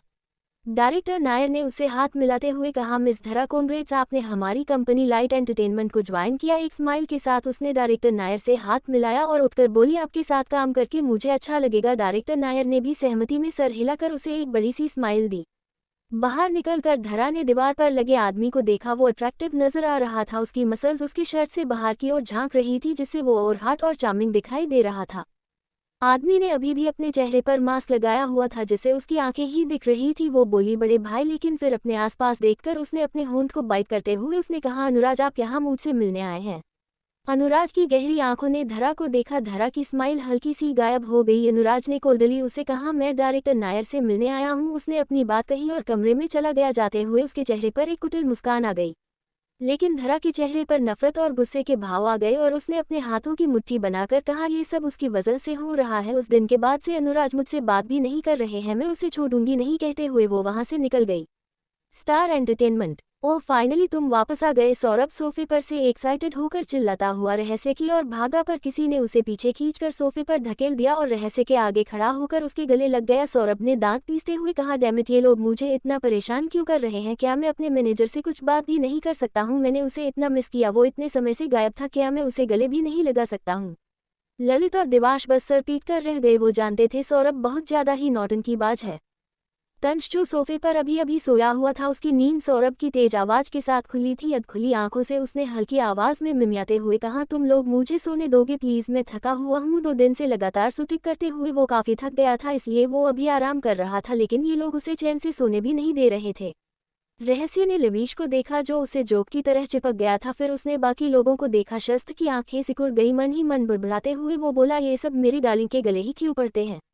रहस्य ने लवीश को अपने आप से अलग करते हुए कहा, लवी भाई प्लीज सोशल डिस्टेंसिंग रखो। लवीश ने मुंह बनाकर कहा, मैं तुम्हें इतना मिस कर रहा था, तुम्हारे बिना मेरा मन नहीं लग रहा था। ये सुनकर रहस्य ने अपनी सुंदर भुओं को चढ़ाते हुए कहा, आप इतना झूठ कैसे बोल लेते हैं भाई? ये सुनकर लवीश शॉक हो गया। उसने फटाफट अपनी टोन बदलते हुए दरवाजे पर खड़े शस्त्र को देखा और उसने अपनी एक आईब्रो उठाते हुए अजीब से स्वर में पूछा, ये कौन है? रहस्य ने जवाब दिया, ये मेरा आर्टिस्ट है। शस्त्र ने हाँ में सर हिलाया। फिलहाल उसने मास्क नहीं वेयर किया हुआ था। वो हैंडसम, इंट्रैक्टिव और चार्मिंग लग रहा था, जिसे देखकर लवीश मन ही मन में चिल्लाया, ये आदमी मेरी बहन के साथ क्या कर रहा है? क्या उसे पता चल गया रहस्य एक लड़की है? लेकिन फिर हंसते हुए अपने मन ही मन में बोला, ऐसा हो ही नहीं सकता है, मेरी बहन लड़कों से बहुत ज़्यादा दूर रहती है और रहस्य ने उसे क्या किसी को अपने सीक्रेट के बारे में नहीं बताया होगा। रहस्य ने लविश को ख्यालों में खोए देखा और कुछ नहीं कहा, इसके बजाय वो तंश को देखने लगा। बाकी सब तो ठीक ही लग रहे थे लेकिन तंश वो बहुत ज़्यादा ही थका हुआ था। तंश का चेहरा थकान की वजह से पीला पड़ा हुआ था। उसने तंश के सर पर हाथ फेरा और उसके पास जाकर उसके ऊपर साइड में पड़ी ब्लैंकेट को उड़ा दिया और दूसरी ओर सोफे पर बैठते हुए कहा, क्या न्यूज है। उसकी बात सुनकर सब ने एक दूसरे की ओर देखा, मानो कह रहे हों क्या हमें सब कुछ बता देना चाहिए। लविश ने सोफे पर पसरते हुए कहा, बात यह है कि हमारे सीक्रेट्स को किसी ने चुरा कर हमारी राइवल कंपनी लाइट एंटरटेनमेंट को बेच दिया है, जिससे हमें बहुत सारा लॉस हुआ है। साथ ही साथ हमारे सभी ए लिस्ट और बी लिस्ट एक्टर्स भी अपना कॉन्ट्रैक्ट तोड़कर लाइट एंटरटेनमेंट में जा चुके हैं। उसने ये बात ऐसे कही जैसे कोई बड़ी बात नहीं थी, लेकिन रहस्य के चेहरे पर काम एक्सप्रेशन देख उसके अलावा बाकी सब हैरान थे। रहस्य ने एक गहरी सांस ली और शस्त्र की ओर देखा जो उसी के साथ सोफे पर बैठा हुआ था। शस्त्र ने भी उसे देखा। रहस्य ने अपने पांव पर पांव चढ़ाते हुए एक स्मर के साथ कहा, श्रद्धा और नितिन को बुलाओ। उसकी बात सुनकर सब हैरानी से उसे देखने लगे, लेकिन उसकी आंखों की चमक साफ बता रही थी वो कुछ बहुत बड़ा करने वाली है। शूटिंग, मानो कह रहे हों क्या हमें सब कुछ बता देना चाहिए। लविश ने सोफे पर पसरते हुए कहा, बात यह है कि हमारे सीक्रेट्स को किसी ने चुरा कर हमारी राइवल कंपनी लाइट एंटरटेनमेंट को बेच दिया है, जिससे हमें बहुत सारा लॉस हुआ है। साथ ही साथ हमारे सभी ए लिस्ट और बी लिस्ट एक्टर्स भी अपना कॉन्ट्रैक्ट तोड़कर लाइट एंटरटेनमेंट में जा चुके हैं। उसने ये बात ऐसे कही जैसे कोई बड़ी बात नहीं थी, लेकिन रहस्य के चेहरे पर काम एक्सप्रेशन देख उसके अलावा बाकी सब हैरान थे। रहस्य ने एक गहरी सांस ली और शस्त्र की ओर देखा जो उसी के साथ सोफे पर बैठा हुआ था। शस्त्र ने भी उसे देखा। रहस्य ने अपने पांव पर पांव चढ़ाते हुए एक स्मर के साथ कहा, श्रद्धा और नितिन को बुलाओ। उसकी बात सुनकर सब हैरानी से उसे देखने लगे, लेकिन उसकी आंखों की चमक साफ बता रही थी वो कुछ बहुत बड़ा करने वाली है। कुछ समय बाद दो लोग रहस्य के सामने बैठे थे। वो लोग स्टाइलिश और खूबसूरत व्यक्ति थे। दोनों के चेहरे पर एक प्रोफेशनल स्माइल थी। ये लोग थे श्रद्धा और नितिन। श्रद्धा और नितिन दोनों ही कपल्स थे। वो लोग देश के बेहतरीन स्क्रिप्ट राइटर थे। उनकी हर एक स्क्रिप्ट की करोड़ों में कीमत थी। बॉलीवुड में भी उनकी राइटिंग की तारीफें की जाती थी। मिस्टर रहस्य, आपने हमें यहाँ बुलाया, क्या इसके पीछे की वजह हम जान सकते हैं। रहस्य ने उन्हें देखते हुए बिना बात घुमाए कहा, लाइफ इज थ्रिल की मुझे स्क्रिप्ट चाहिए। अचानक इस बात से उनकी स्माइल गायब हो गई थी। लाइफ इज थ्रिल स्क्रिप्ट के पीछे काफ़ी सारे लोग पड़े हुए थे, लेकिन ये स्क्रिप्ट वो किसी को नहीं देना चाहते थे क्योंकि ये काफ़ी थ्रिल स्टोरी थी। साथ ही इसके सॉन्ग भी टॉप नॉच थे। श्रद्धा ने एक फैक स्माइल देकर कहा, हम ये स्क्रिप्ट आपको नहीं बेच सकते। रहस्य उनकी बात सुनकर गुस्सा नहीं हुआ, इसके बजाय उसने शांति से स्माइल करते हुए कहा, 100 करोड़। रहस्य जानता था पैसा वो चीज़ है जिससे सभी अट्रैक्ट होते हैं, पैसे से ही सब कुछ होता है और हुआ भी यही। श्रद्धा और नितिन दोनों की आंखें फटी की फटी रह गई। उन्हें एक बार तो अपने कानों पर यकीन ही नहीं हुआ। राज अचानक से वहां आया और हवा में फ्लोट करते हुए बैठते हुए बोला, ये स्क्रिप्ट बहुत ज़्यादा पॉपुलर टीवी शो होगा। ये किसी सीरीज की तरह होगी जिसके हम कितने भी सीजन निकाल सकते हैं। लेकिन कितनी दुख की बात थी, लाइट एंटरटेनमेंट ने इससे बहुत सारे पैसे कमाए और बहुत सारी लाइमलाइट हासिल की, जिससे light entertainment world wide famous हो गया। अग्नि ने उसकी बात सुनी और हल्का सा स्माइल करते हुए कहा, 200 करोड़। उनके होश 100 करोड़ सुनकर ही उड़े गए थे, लेकिन 200 करोड़ का अमाउंट सुनकर नितिन और श्रद्धा के साथ साथ सबके होश उड़ गए। ये स्क्रिप्ट उनकी जिंदगी भर की मेहनत थी और उसका सही रेट न मिलने के कारण वो उसे कभी बाहर नहीं ला पाए, लेकिन 200 करोड़। 200 करोड़, नितिन ने प्रोफेशनल की तरह कहा। कार्ड और केस। रहस्य ने बिना हिचके लविश से कहा, भाई इन्हें ब्लैक कार्ड दे दो। ये सुनकर बेचारे लविश की आंखों में आंसू आ गए। उसने बेचारी नजरों से रहस्य की और मन ही मन कहा, तुम मेरे ऐसा कैसे कर सकते हो। फिर मारी मन से उसने अपने जेब से वो कार्ड निकाला और नितिन को हैंड ओवर कर दिया। ब्लैक कार्ड देते हुए उसका दिल दुख रहा था। वो अपने ब्लैक कार्ड को जाते देख रहा था। कुछ देर और बात करने के बाद नितिन और श्रद्धा दोनों वहां से जा चुके थे। उनके जाने के बाद रहस्य ने गहरी सांस लेकर सबको देखा और आंखों को बंद कर लिया। अपार्टमेंट में अग्नि शावर लेकर बाहर निकल आई। तरुण सोफे पर बैठा टीवी देखते हुए आइसक्रीम खा रहा था। ठंड के मौसम में उसे आइसक्रीम खाते हुए देखकर शस्त्र ने उसे डांटते हुए कहा, अगर तुम इस समय आइसक्रीम खाओगे तो बीमार पड़ जाओगे। अग्नि ने टॉवल को अपने कंधे पर डालते हुए तरुण के हाथों से आइसक्रीम लगभग छीनते हुए सोफे पर बैठी और टीवी का चैनल चेंज करते हुए एनिमेशन देखकर आइसक्रीम खाते हुए कहा, तरुण तुम्हें आइसक्रीम नहीं खानी चाहिए। तरुण हैरानी से बोला, दिया आप मेरे साथ ऐसा कैसे कर सकती है। आप इस आदमी की वजह से मुझे मेरी आइसक्रीम भी नहीं खाने दे रही है। अग्नि ने उसे घूरते हुए कहा, वो तुम्हारे होने वाले जीजा जी हैं, क्या तुम्हें उनसे बदतमीज से बात करनी चाहिए। तरुण ने दुखी होकर कहा, पर अग्नि ने उसके बालों में हाथ फेरते हुए कहा, तुम मेरे छोटे भाई हो लेकिन मैंने तुम्हें कभी बदतमीजी करना नहीं सिखाया है। ये सुनकर तरुण अपनी धुंधली यादों में गुम हो गया। तरुण एक अनाथ था जिसे अग्नि ने कुछ लोगों से बचाया था। तब से तरुण अग्नि की परछाई बनकर चलता था। वो उसे अपने छोटे भाई की तरह मानती थी। तरुण उसकी हर बात उसके लिए पत्थर की लकीर की तरह थी। तरुण अपनी यादों से निकलकर हंसते हुए बोला, दी आपको क्या, आप मुझे मेरी आइसक्रीम वापस नहीं करने वाली है? अपना सर ना में हिलाते हुए, बिल्कुल भी नहीं। तो क्या आंटी को इस बारे में पता है? क्या तुम पीटना चाहते हो? अग्नि ने उसे घुरते हुए कहा। तरुण ने एक शरारती स्माइल किया और दोनों लड़ने लगे। उन दोनों को ऐसे देखकर शस्त्र स्माइल कर रहा था। अग्नि को प्लेफुल देखना भी बहुत रेयर था। अगले दिन कॉलेज में शस्त्र और अग्नि ने एक साथ एंटर किया। दोनों एक दूसरे के साथ बहुत प्यारे लग रहे थे। आसपास के कुछ लोग उन्हें जलन भरी नजरों और कुछ प्यार भरी नजरों से देख रहे थे। कुछ उन दोनों की ब्यूटी को अप्रिसिएट कर रहे थे। अग्नि ने शस्त्र की ओर देखकर कहा, क्या तुम मुझे घूरना बंद करोगे? जिस पर शस्त्र ने स्माइल करते हुए कहा, अपनी गर्लफ्रेंड को देखने के लिए क्या मुझे किसी की परमिशन लेनी पड़ेगी क्या? उसकी बात सुनकर अग्नि ने अपना सर ऐसे हिलाया जैसे वो शस्त्र से इस बारे में बहस नहीं कर सकती थी। आज की सारी क्लासेस अटेंड करने के बाद वो दोनों कंपनी में पहुंचे। आज काफ़ी हलचल मची हुई थी क्योंकि लाइफ इज थ्रिल की शूटिंग के लिए क्रू को लिया जा रहा था। सेट पर मिस्टर सेठी जो इस सीरीज को डायरेक्टर करने वाले थे वो काफ़ी एक्साइटेड दिखाई दे रहे थे। वो एक्टर्स के ऑडिशन ले रहे थे। उनके साथ रहस्य बैठा ऑडिशन देख रहा था अभिनव बिंद्रा। अग्नि ने शस्त्र की ओर देखकर कहा, क्या तुम मुझे घूरना बंद करोगे? जिस पर शस्त्र ने स्माइल करते हुए कहा, अपनी गर्लफ्रेंड को देखने के लिए क्या मुझे किसी की परमिशन लेनी पड़ेगी क्या? उसकी बात सुनकर अग्नि ने अपना सर ऐसे हिलाया जैसे वो शस्त्र से इस बारे में बहस नहीं कर सकती थी। आज की सारी क्लासेस अटेंड करने के बाद वो दोनों कंपनी में पहुंचे। आज काफ़ी हलचल मची हुई थी क्योंकि लाइफ इज थ्रिल की शूटिंग के लिए क्रू को लिया जा रहा था। सेट पर मिस्टर सेठी जो इस सीरीज को डायरेक्टर करने वाले थे वो काफ़ी एक्साइटेड दिखाई दे रहे थे। वो एक्टर्स के ऑडिशन ले रहे थे। उनके साथ रहस्य बैठा ऑडिशन देख रहा था। ऑडिशन देने के लिए सौरभ और दिवांश भी आए हुए थे। रहस्य ने गहरी सांस ली और अपने फ़ोन पर कुछ देखने लगा। रहस्य ने शस्त्र की ओर देखा जो गाल पर हाथ रखे उसी को देख रहा था। रहस्य ने अपनी एक आईब्रो उठाए और उसे घूरा। शस्त्र ने स्माइल किया और रहस्य ने ऐसे सर हिलाया जैसे शस्त्र का कुछ नहीं हो सकता। रहस्य ने फिर डायरेक्टर सेठी को देखा जो पहले एक्साइटेड दिखाई दे रहे थे पर अब डिसैटिस्फाइड लग रहे थे। डायरेक्टर सेठी डिसअपॉइंटेड होकर बोले, सिर्फ 2 लीड एक्टर ही चूज हो पाए हैं। रहस्य सीरीज के बारे में सोच रहा था। इस सीरीज में 3 लड़कों की स्ट्रगल के बारे में बताया गया था। एक लड़का जो अपने गांव, अपने घर और परिवार को छोड़कर एक अच्छी जिंदगी के लिए, अपने सपनों के लिए शहर आ गया जहां उसे उसी के जैसे 2 और लोग मिले। दूसरा लड़का अपने परिवार का सबसे छोटा बेटा था जो अपनी फैमिली बिजनेस जो कि साड़ियों का था, अपने पैशन के लिए घर छोड़कर अपने सपने पूरे करने पहुंच गया, सपनों का शहर मुंबई। तीसरा लड़का जो अपने स्टेप मदर की वजह से अपना घर छोड़कर मुंबई चला आया। तीनों की उम्र 20 साल की थी। तीनों ही अपने सपनों के लिए एक शहर में आए और अपने सपने पूरे करने के लिए ये दिन रात मेहनत करने लगे। पर अचानक कुछ ऐसा हुआ जिस वजह से इन तीनों के सपने चकनाचूर हो गए। समझ नहीं आ रहा आजकल के लोगों की एक्टिंग स्किल, इसको आजकल हो क्या गया है? डायरेक्टर सेठी की आवाज़ ने रहस्य को रियलिटी में ला दिया। रहस्य हल्का सा हंसते हुए बोला, अगर उनकी स्किल्स बुरी है तो इसमें हम कुछ नहीं कर सकते हैं। डायरेक्टर सेठी इस पर हंसने लगे। रहस्य सच ही तो कह रहा था, वो लोग कर क्या सकते थे? नेक्स्ट माधव राव ने कहा, ये डायरेक्टर सेठी के फ्रेंड थे और देश के जाने माने अभिनेता और डायरेक्टर थे। माधव राव ने आंखों को सिकोड़कर कहा, अभिनव बिंद्रा वो भी यहाँ आने वाला था। अभिनव बिंद्रा लाइट एंटरटेनमेंट का एक बेस्ट लिस्ट एक्टर था। न सिर्फ वो हैंडसम और चार्मिंग था, साथ ही उसकी एक्टिंग भी टॉप क्लास थी। राज अचानक से हवा में फ्लोट करता हुआ बोला, हम इस सीरीज का मेन कैरेक्टर ही अभिनव बिंद्रा था, लेकिन वो बहुत घमंडी है।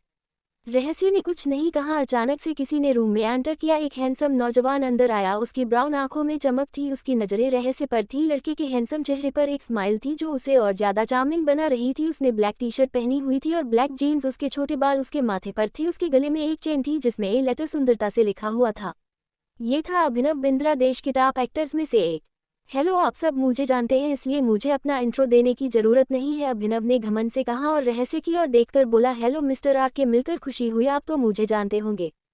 नहीं, इस एक शब्द ने पूरे कमरे में सन्नाटा कर दिया था। कमरे में इतनी शांति थी जिसमें सबकी सांसें और धड़कनें सुनाई दे रही थी।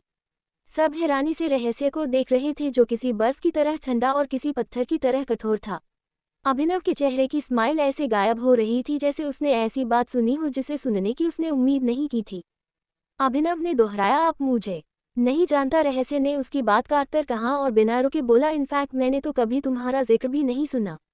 ये सुनकर सब दंग रह गए। अभिनव का सुंदर चेहरा काला पड़ चुका था। वो काफी हैरानी से रहस्य को देखता रहा, फिर हंसने लगा और हंसते हंसते उसने पेट पकड़ लिया। वो किसी पागल की तरह हंसने लगा। रहस्य ने उसे अजीब नजरों से देखा और अपनी नजरों को अपने फोन पर कर लिया जहां पर वो तंज से बात कर रहा था।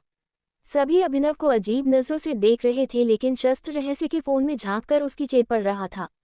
कुछ देर बाद अपने आंसू साफ कर अभिनव ने घमंड से रहस्य को देखा, जो फोन पर बात करते हुए हल्का स्माइल कर रहा था, और शस्त्र उसके साथ बैठा उसके फोन पर देखकर स्माइल कर रहा था।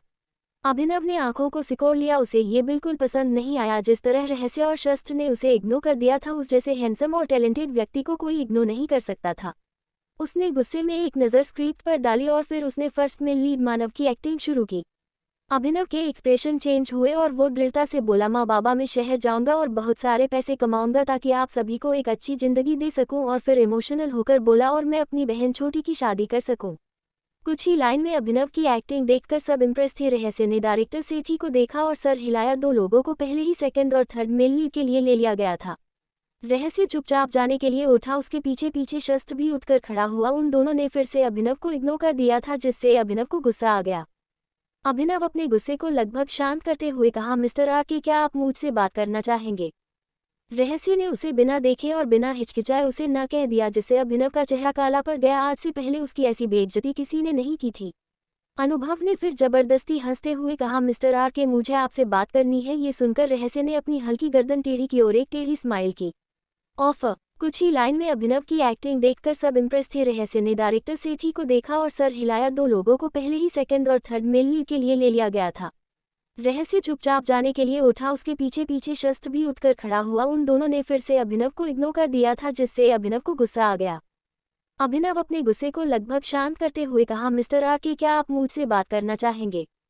रहस्य ने उसे बिना देखे और बिना हिचकिचाए उसे न कह दिया, जिससे अभिनव का चेहरा काला पड़ गया। आज से पहले उसकी ऐसी बेइज्जती किसी ने नहीं की थी। अभिनव ने फिर जबरदस्ती हंसते हुए कहा, मिस्टर आर के मुझे आपसे बात करनी है। ये सुनकर रहस्य ने अपनी हल्की गर्दन टेढ़ी की और एक टेढ़ी स्माइल की। कुछ समय बाद अभिनव चेयर पर बैठा था। उसके पीछे एक लड़का खड़ा था। उसके चेहरे से प्रोफेशनलिज्म साफ झलक रहा था। ये कोई और नहीं अभिनव का असिस्टेंट था। असिस्टेंट ने एक कॉफ़ी का कप उसकी ओर बढ़ाया। अभिनव ने कॉफ़ी का कप पकड़कर कहा, तो असिस्टेंट तुमने पेपर्स रेडी किए? असिस्टेंट ने जवाब दिया, सारे डॉक्यूमेंट्स रेडी हैं। अभिनव के आगे सोफे पर रहस्य और शस्त्र बैठे हुए थे। शस्त्र अभिनव को घूर रहा था, लेकिन रहस्य बिल्कुल शांत था। अभिनव ने कॉफ़ी पीते हुए कहा, आई एम सॉरी, मैंने आप दोनों से पूछा नहीं आप क्या लेंगे, चाय कॉफ़ी या मेरा ऑटोग्राफ? उसकी बात सुनकर शस्त्र ने उसे डिस्गस्टिंग लुक दिया, लेकिन रहस्य ने उसे जवाब दिया, हम दोनों आपसे विदा लेंगे। कहते हुए वो खड़ा हुआ, पर अभिनव ने जल्दी से उसे रोककर हंसते हुए कहा, अरे आप तो बुरा मान गए, मैं बस मजाक कर रहा था। अभिनव फिर बोला, मिस्टर रहस्य मेरे पास आपके लिए एक ऑफर है। रहस्य ने उसे अजीब नजरों से देखा, जिस पर अभिनव ने घमंड से स्माइल करते हुए कहा, जैसा कि आप जानते हैं लाइट एंटरटेनमेंट कितना फेमस है। हमारी एजेंसी में एक से बढ़कर एक एक्टर हैं और आपकी कंपनी के बेस्ट एक्टर्स और एक्ट्रेसेस भी हमारे एजेंसी में आ गए हैं। हमारे पास बहुत सारे रिसोर्सेस हैं, समझ रहे हैं ना मैं आपसे क्या कहना चाहते हूँ? उसने इस बात को कहा और कॉन्फिडेंट के साथ रहस्य को देखा। रहस्य उसकी बात का मतलब अच्छे से समझ गया था। अभिनव की बात समझने पर रहस्य ने उसे देखा और हल्का सा स्माइल करते हुए कहा, तो आप चाहते हैं मैं आपकी कंपनी ज्वाइन कर लूं? अभिनव ने घमंड से स्माइल करते हुए कहा, समझदार इंसान वाकई कमाल के होते हैं। अभिनव मन ही मन में हंसते हुए बोला, रहस्य तो एक आसान सी मछली है जो एक तालाब से दूसरे तालाब में जाने में नहीं हिचकिचाएगा। क्यों? उसे पता है जिस तालाब में गंदगी हो वहां वो सर्वाइव नहीं कर पाएगा। एक समझदार व्यक्ति हमेशा अपने फायदा और नुकसान के बारे में जानकर ही कोई कदम उठाता है। पर क्या रहस्य भी यही सोचता था? नहीं, मैं लाइट एंटरटेनमेंट जैसी बेकार और कचरा कंपनी में बिल्कुल भी काम नहीं करना चाहूंगा। उसका जवाब सुनकर अभिनव के चेहरे की स्माइल धीरे धीरे गायब हो गई। क्या उसके कानों ने सही सुना था? हाँ, उसने सही सुना था। रहस्य ने उसका ऑफर रिजेक्ट कर दिया था। अभिनव ने अब गुस्से में फटते हुए कहा, रहस्य मुझे लगता था तुम एक चालाक इंसान हो जो अपना फायदा और नुकसान जानता है, लेकिन तुम्हारे इस बेवकूफ़ी भरी बात ने साबित कर दिया है तुम और तुम्हारे आर्टिस्ट सब बेकार है। रहस्य ने उसे कोल्डली कहा, कोई शक नहीं, तुम हमेशा स्कैंडल में क्यों फंसे रहते हो? अभिनव बिंद्रा, तुम भी लाइट एंटरटेनमेंट का एक कचरा हो जिसे उन्होंने अपने सर चढ़ा लिया है। एक कचरा दूसरे कचरे को सपोर्ट करते हुए अच्छा लग रहा है। अभिनव ने गुस्से में दांत पीस लिए। वो रहस्य को कुछ और कहने के लिए आगे बढ़ा, लेकिन असिस्टेंट जो ये सब कुछ खड़े होकर देख रहा था उसने उसे रोक दिया और उसे एक पानी की बोतल देकर उसे शांत करवाया। फिर रहस्य और शस्त्र की ओर प्रोफेशनल सी स्माइल करते हुए कहा, हेलो मिस्टर रहस्य, मैं अभिनव का असिस्टेंट हूँ, मुझे माफ कर दीजिए। अभिनव थोड़े गुस्से वाले हैं। रहस्य ने कोर नजरों से देखा। असिस्टेंट कांप गया। उसे एहसास हुआ कि उसकी कमर से ठंडा पसीना बह रहा था। असिस्टेंट फुल सर्दी का एहसास कर रहा था। अभिनव ने शांत होकर असिस्टेंट को देखा और फिर एक शातिर सी स्माइल के साथ रहस्य को देखकर बोला, तुमने मेरा ऑफर रिजेक्ट तो कर दिया, लेकिन बहुत ही जल्द तुम पछताओगे। रहस्य उसने रहस्य लंबा खींचकर कहा। रहस्य उठा और एक टेढ़ी स्माइल के साथ उसकी आंखों में आंखें डालकर कहा, मैं नहीं, तुम पछताओगे। दूसरी ओर रायजादा मेंशन। आज थोड़ी चहल पहल नजर आ रही थी। आकाश जी लिविंग रूम के सोफे पर एक आदमी के साथ चाय पी रहे थे। ये आदमी और कोई नहीं, मिस्टर शिवाय अग्निहोत्री यानी कि शस्त्र के डैड थे। दोनों बचपन के दोस्त थे। आकाश, मैंने सुना तुम्हारी बेटी मोहिनी के बारे में। आकाश जी ने जैसे ही मोहिनी का नाम सुना वो गुस्से और नफरत से भर गए। उन्होंने दांत पीसते हुए कहा, वो लड़की मेरी बेटी नहीं है। शिवाय जी ने अपनी एक आईब्रो उठा ली। उन्होंने पुकारा, आकाश। आकाश जी ने कहा, वो लड़की एक गलती थी जिसे मैं अपने घर ले आया और फिर सब खत्म हो गया।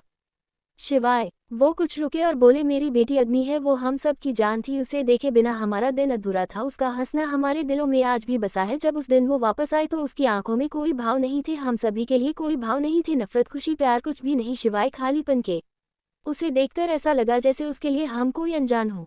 एक एक कर आकाश जी ने शिवाय जी को सब बता दिया, जिसे सुनकर उनका दिल भर आया। शिवाय जी ने अपने आप को संभालते हुए एक गहरी सांस लेकर कहा, क्या तुमने उससे बात नहीं की? आकाश जी ने भरी आंखों से कहा, उसने आते ही हमसे अपने रिश्ते खत्म कर दिए और कहा उसका परिवार पहले ही मर चुका है। तभी किसी ने गुस्से में कहा, एक बच्ची की मासूमियत खत्म कर। तुम सब ने उसे उस राह पर लाकर खड़ा कर दिया जहां वो जिंदगी भर अकेलेपन में जीना चाहेंगी, और अभी भी तुम उसे कोसने की हिम्मत कर रहे हो। उसने जो किया सही किया। लॉयड और शस्त्र। एक एक कर आकाश जी ने शिवाय जी को सब बता दिया, जिसे सुनकर उनका दिल भर आया। शिवाय जी ने अपने आप को संभालते हुए एक गहरी सांस लेकर कहा, क्या तुमने उससे बात नहीं की? आकाश जी ने भरी आंखों से कहा, उसने आते ही हमसे अपने रिश्ते खत्म कर दिए और कहा उसका परिवार पहले ही मर चुका है। तभी किसी ने गुस्से में कहा, एक बच्ची की मासूमियत खत्म कर। तुम सब ने उसे उस राह पर लाकर खड़ा कर दिया जहां वो जिंदगी भर अकेलेपन में जीना चाहेंगी, और अभी भी तुम उसे कोसने की हिम्मत कर रहे हो। उसने जो किया सही किया। शिवाय जी ने मुड़कर देखा, ये सात्विक जी थे। वो गुस्से में थे। उन्हें देखकर शिवाय और आकाश जी दोनों खड़े हो गए। अंकल, सात्विक जी ने उसे देखकर कहा, बहुत समय हो गया शिव। शिवाय जी उठे और उनके पैर छुए। उन्होंने सात्विक जी के चेहरे को देखा, जो पहले की तरह चमक से नहीं भरा था। उनका चेहरा अब काफी फीका पड़ चुका था। झुर्रियों से भरा उनका चेहरा देखकर लगता था वो और बुरे हो चुके हों। देवयानी जी भी सात्विक जी के पीछे आ गई। उनके चेहरे पर भी झुर्रियां पड़ गई थी। ऐसा लग रहा था जैसे वो अचानक से ही बुरी हो गई थी। आंटी शिवाय जी चाहते हुए उनके पास पहुंचे और उनके पैर छुए। देवयानी जी ने उसे अपने गले लगा लिया। कैसे हो शिव? शिवाय जी ने उनका सवाल सुनकर जवाब दिया, मैं ठीक हूँ आंटी, लेकिन आपको क्या हुआ है? आपने ये अपनी क्या हालत बना ली है? देवयानी जी ने कुछ नहीं कहा। शिव, क्या शस्त्र वापस आ गया है? देवयानी जी ने कुछ सोचते हुए कहा। शिवाय जी ने सर हाँ में हिलाया और कहा, वो वापस आ गया है। दूसरी ओर अग्नि ने अपनी जैकेट सोफे पर फेंक दी। सोफे पर बैठा लॉयड अपना मोबाइल शस्त्र को दिखाता हुआ उसे कुछ बता रहा था, जिस पर शस्त्र अटेंटिव होकर उसकी बातें सुन रहा था। अग्नि ने उन्हें देखते हुए पूछा, तुम लोग क्या खाना चाहोगे? लॉयड एकदम से उछलता हुआ खड़ा हुआ और बोला, आज खाना मैं और शस्त्र बनाएंगे। शस्त्र ने सहमति से सर हिलाया। अग्नि ने ये सुना तो उसने गुस्से में कहा, क्या तुम भूल गए 1 साल पहले तुम्हारी इस खाना बनाने की जिद की वजह से हम सब भगवान को लगभग प्यारे हो गए थे? ये सुनकर लॉयड घबरा गया और हंसते हुए बोला, क्यूटी, इस बार मैं शस्त्र के साथ हूँ, उसे तो खाना बनाना आता ही है। ये सुनकर अग्नि ने ना मैं सर हिलाकर कहा, मुझे मरने का शौक नहीं है। शस्त्र चुपचाप उनकी बातें सुन रहा था। कुछ देर बाद किचन में क्यूट सी बिल्ली और फ्लावर्स वाला एप्रन पहने 2 लोग खड़े थे। दोनों हैंडसम लग रहे थे। उन दोनों का चेहरा काला पड़ा हुआ था। वहीं उनके सामने खड़ी अग्नि का चेहरा बिल्कुल शांत था। लॉयड और शस्त्र ने एक दूसरे को देखा। अग्नि के हाथों में फायर एक्सटिंग्विशर था, जिसे देखकर लॉयड ने दुखी चेहरा बनाकर पूछा, क्या तुम्हें हम पर विश्वास नहीं है? अग्नि ने कहा, नहीं, मैं तुम पर बिल्कुल भी विश्वास नहीं करना चाहती। मुझे मेरी जान प्यारी है। उसका जवाब सुनकर शस्त्र ने गहरी सांस ली, लेकिन लॉयड, उसने तो ठान लिया था वो आज अच्छा खाना बनाकर रहेगा। फिर कुछ समय बाद शस्त्र बोला, तुम रोटी बनाओ, मैं सब्जी बनाऊंगा। कहकर शस्त्र ने सब्जी काटना शुरू कर दिया। लॉयड आटा गूंथने लगा, लेकिन उसने आटे को बिल्कुल लिक्विड बना दिया था। शस्त्र ने जब ये देखा तो उसका सर घूम गया। उसने लॉयड से पूछा, तुमने इससे पहले कितनी बार खाना बनाया है? जवाब मिला, 1 बार। और जवाब सुनकर तो शस्त्र के होश उड़ गए, लेकिन फिर अपने आप को शांत करते हुए उसने पूछा, क्या तुम्हें सब्जी काटनी आती है? प्राउड से उसने कहा, मैं इस काम में माहिर हूँ। फिर एक कनिंग स्माइल के साथ उसने आगे कहने वाले हर शब्द को दबाते हुए कहा, खासकर कटे के मामले में। उसकी गोल गोल जलेबी जैसी बात उसकी समझ में नहीं आई, लेकिन उसने उसे इग्नोर कर दिया। फिर कुछ समय बाद लॉयड ने शस्त्र को अपने पास बुलाया और एक प्राउड सी स्माइल लेकर शस्त्र को देखा, जिसका चेहरा तवे के निचले हिस्से की तरह काला पड़ गया था। ये तुमने क्या किया? सब्जी का मर्डर? शस्त्र की बात सुनकर लॉयड की स्माइल गायब हो गई। उसने सब्जी की कटिंग देखते हुए कहा, क्या फर्क पड़ता है? कैसे भी काटो, जाना तो पेट में ही है।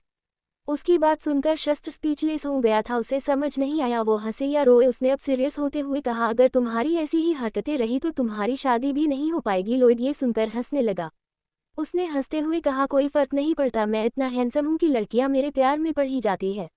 कुछ समय बाद डाइनिंग टेबल पर डिनर रखा हुआ था। खाने से खुशबू आ रही थी। शस्त्र ने अग्नि को देखा जो टेबल पर बैठी थी। लॉयड ने उसके बालों को सहलाते हुए कहा, क्यूटी, मैंने बहुत मेहनत कर खाना बनाया है। क्या सच में? अग्नि ने अपनी सुंदर भौं को उठाते हुए कहा। तो लॉयड हल्का घबरा कर हंसते हुए बोला, हाँ, मैंने भी शस्त्र की मदद की थी। अग्नि ने अभी भी उस पर से नजरें नहीं हटाई तो वो चिढ़ते हुए बोला, ठीक है, मैं मानता हूँ मैंने कुछ नहीं किया। दरवाजा खुला और तरुण अंदर आया। वो काफी थका हुआ लग रहा था। अग्नि उठकर उसके पास पहुंची और उसने तरुण के कंधे पर हाथ रखा। तरुण ने स्माइल करते हुए कहा, फाइनली मैं डिनर के टाइम पर पहुंच गया। ओह, मुझे तुम्हारा ही इंतजार था। जाओ, फ्रेश होकर आ जाओ, फिर साथ में डिनर करेंगे। अग्नि ने उसके गाल पर हाथ रखते हुए कहा। तरुण ने स्माइल किया और वहां से चला गया। कुछ देर बाद डाइनिंग टेबल पर सब डिनर कर रहे थे। तरुण ने आंखों को बड़ी बड़ी करते हुए कहा, खाना बहुत टेस्टी है, कौन से रेस्टोरेंट से मंगवाया है? अग्नि ने स्माइल करते हुए जवाब दिया, किसी रेस्टोरेंट से नहीं मंगवाया, बल्कि तुम्हारे जीजू ने अकेले ही ये सब डिश बनाए हैं। ये सुनकर लॉयड बोला, मैंने भी तो बनाया है। अग्नि ने उसका मजाक उड़ाते हुए कहा, हाँ बनाया है ना, लेकिन खाना नहीं, अपना मजाक बनाया है। ये सुनकर लॉयड चिढ़ गया और बाकी सब हंसने लगे। अगले दिन अभिनव सेट पर दिखाई दिया। उसकी तेज नफरत भरी नजरें रहस्य पर थी। वो कुछ सोचकर उसके पास पहुंचा। रहस्य शांति से बैठा हुआ था। दूसरी ओर एक लड़की बैठी हुई थी। उसके चेहरे पर मास्क लगा हुआ था। वो काफी खूबसूरत लड़की थी। लड़की के पास से जैसे ही अभिनव गुजरा, उसी समय उस लड़की ने पैर आगे कर अभिनव को गिराने की कोशिश की और अभिनव रहस्य के ऊपर जा गिरा। ये सब इतनी जल्दी हुआ कि रहस्य भी इस अचानक हमले से बच नहीं पाया। To be continued. I am sorry dear readers, इस बीच कोई भी चैप्टर नहीं आया। मुझे असल में काफ़ी टाइम ये सोचने में लगा मैं इस चैप्टर को कैसे आगे बढ़ाऊं। कुछ टेक्निकल इश्यूज थे जो अभी भी ठीक नहीं हुए हैं। अगर पार्ट डिले हो तो समझ जाएगा, फिर से कोई टेक्निकल इश्यूज आ गया है। हीरोइन का चार्म। अगले दिन अभिनव सेट पर दिखाई दिया। उसकी तेज नफरत भरी नजरें रहस्य पर थी। वो कुछ सोचकर उसके पास पहुंचा। रहस्य शांति से बैठा हुआ था। दूसरी ओर एक लड़की बैठी हुई थी। उसके चेहरे पर मास्क लगा हुआ था। लड़की के पास से जैसे ही अभिनव गुजरा, उसी समय उस लड़की ने पैर आगे कर अभिनव को गिराने की कोशिश की और अभिनव रहस्य के ऊपर जा गिरा। ये सब इतनी जल्दी हुआ कि रहस्य भी इस अचानक हमले से बच नहीं पाया। अब हालत ऐसी थी, रहस्य अभिनव के नीचे था और अभिनव उसके ऊपर। रहस्य की आंखों में गुस्सा था, लेकिन अभिनव वो कहीं खो गया था। रहस्य से आती भीनी भीनी खुशबू उसे महसूस हो रही थी। उसने रहस्य के चेहरे को देखा जो छोटा मगर खूबसूरत था। नीली आंखें, लंबी पलकें, गुलाबी होंठ, छोटी सी नाक। रहस्य इतना अट्रैक्टिव था, वो लड़कियों ही नहीं लड़कों को भी अट्रैक्ट करता था। रहस्य ने उसे धक्का दिया जिससे अभिनव उसके ऊपर से उठकर नीचे गिर गया। वो अचानक से होश में आया। वो गुस्से में उठा और रहस्य को देखा। अभिनव उसका पूरा चेहरा लाल था, उसके कान भी लाल हो गए थे। रहस्य ने कोर नजर उस पर डाली और कोल्डली कहा, देख कर चलना सीखो, तुम बच्चे नहीं हो। और फिर आसपास देखा, उसके आसपास कोई भी नहीं था। ऐसा लग रहा था रहस्य कुछ जानना चाहता था। वो उठा और डायरेक्टर सेठी के पास चला गया। अभिनव को बहुत गुस्सा आ रहा था क्योंकि रहस्य ने उसे फिर इग्नोर कर दिया था, लेकिन कोई ये देख रहा था और उसके आंखों में कुछ अजीब सी चमक थी। कुछ समय बाद सेट पर शूटिंग शुरू हुई। पहली बारी अभिनव बिंद्रा यानी सीरियल के मेल लीड की थी। अभिनव को जैसे जैसे इंस्ट्रक्शन दिए गए वो उसी तरह से एक्टिंग करने लगा। उसकी कुछ दिन इसी तरह बीत गए।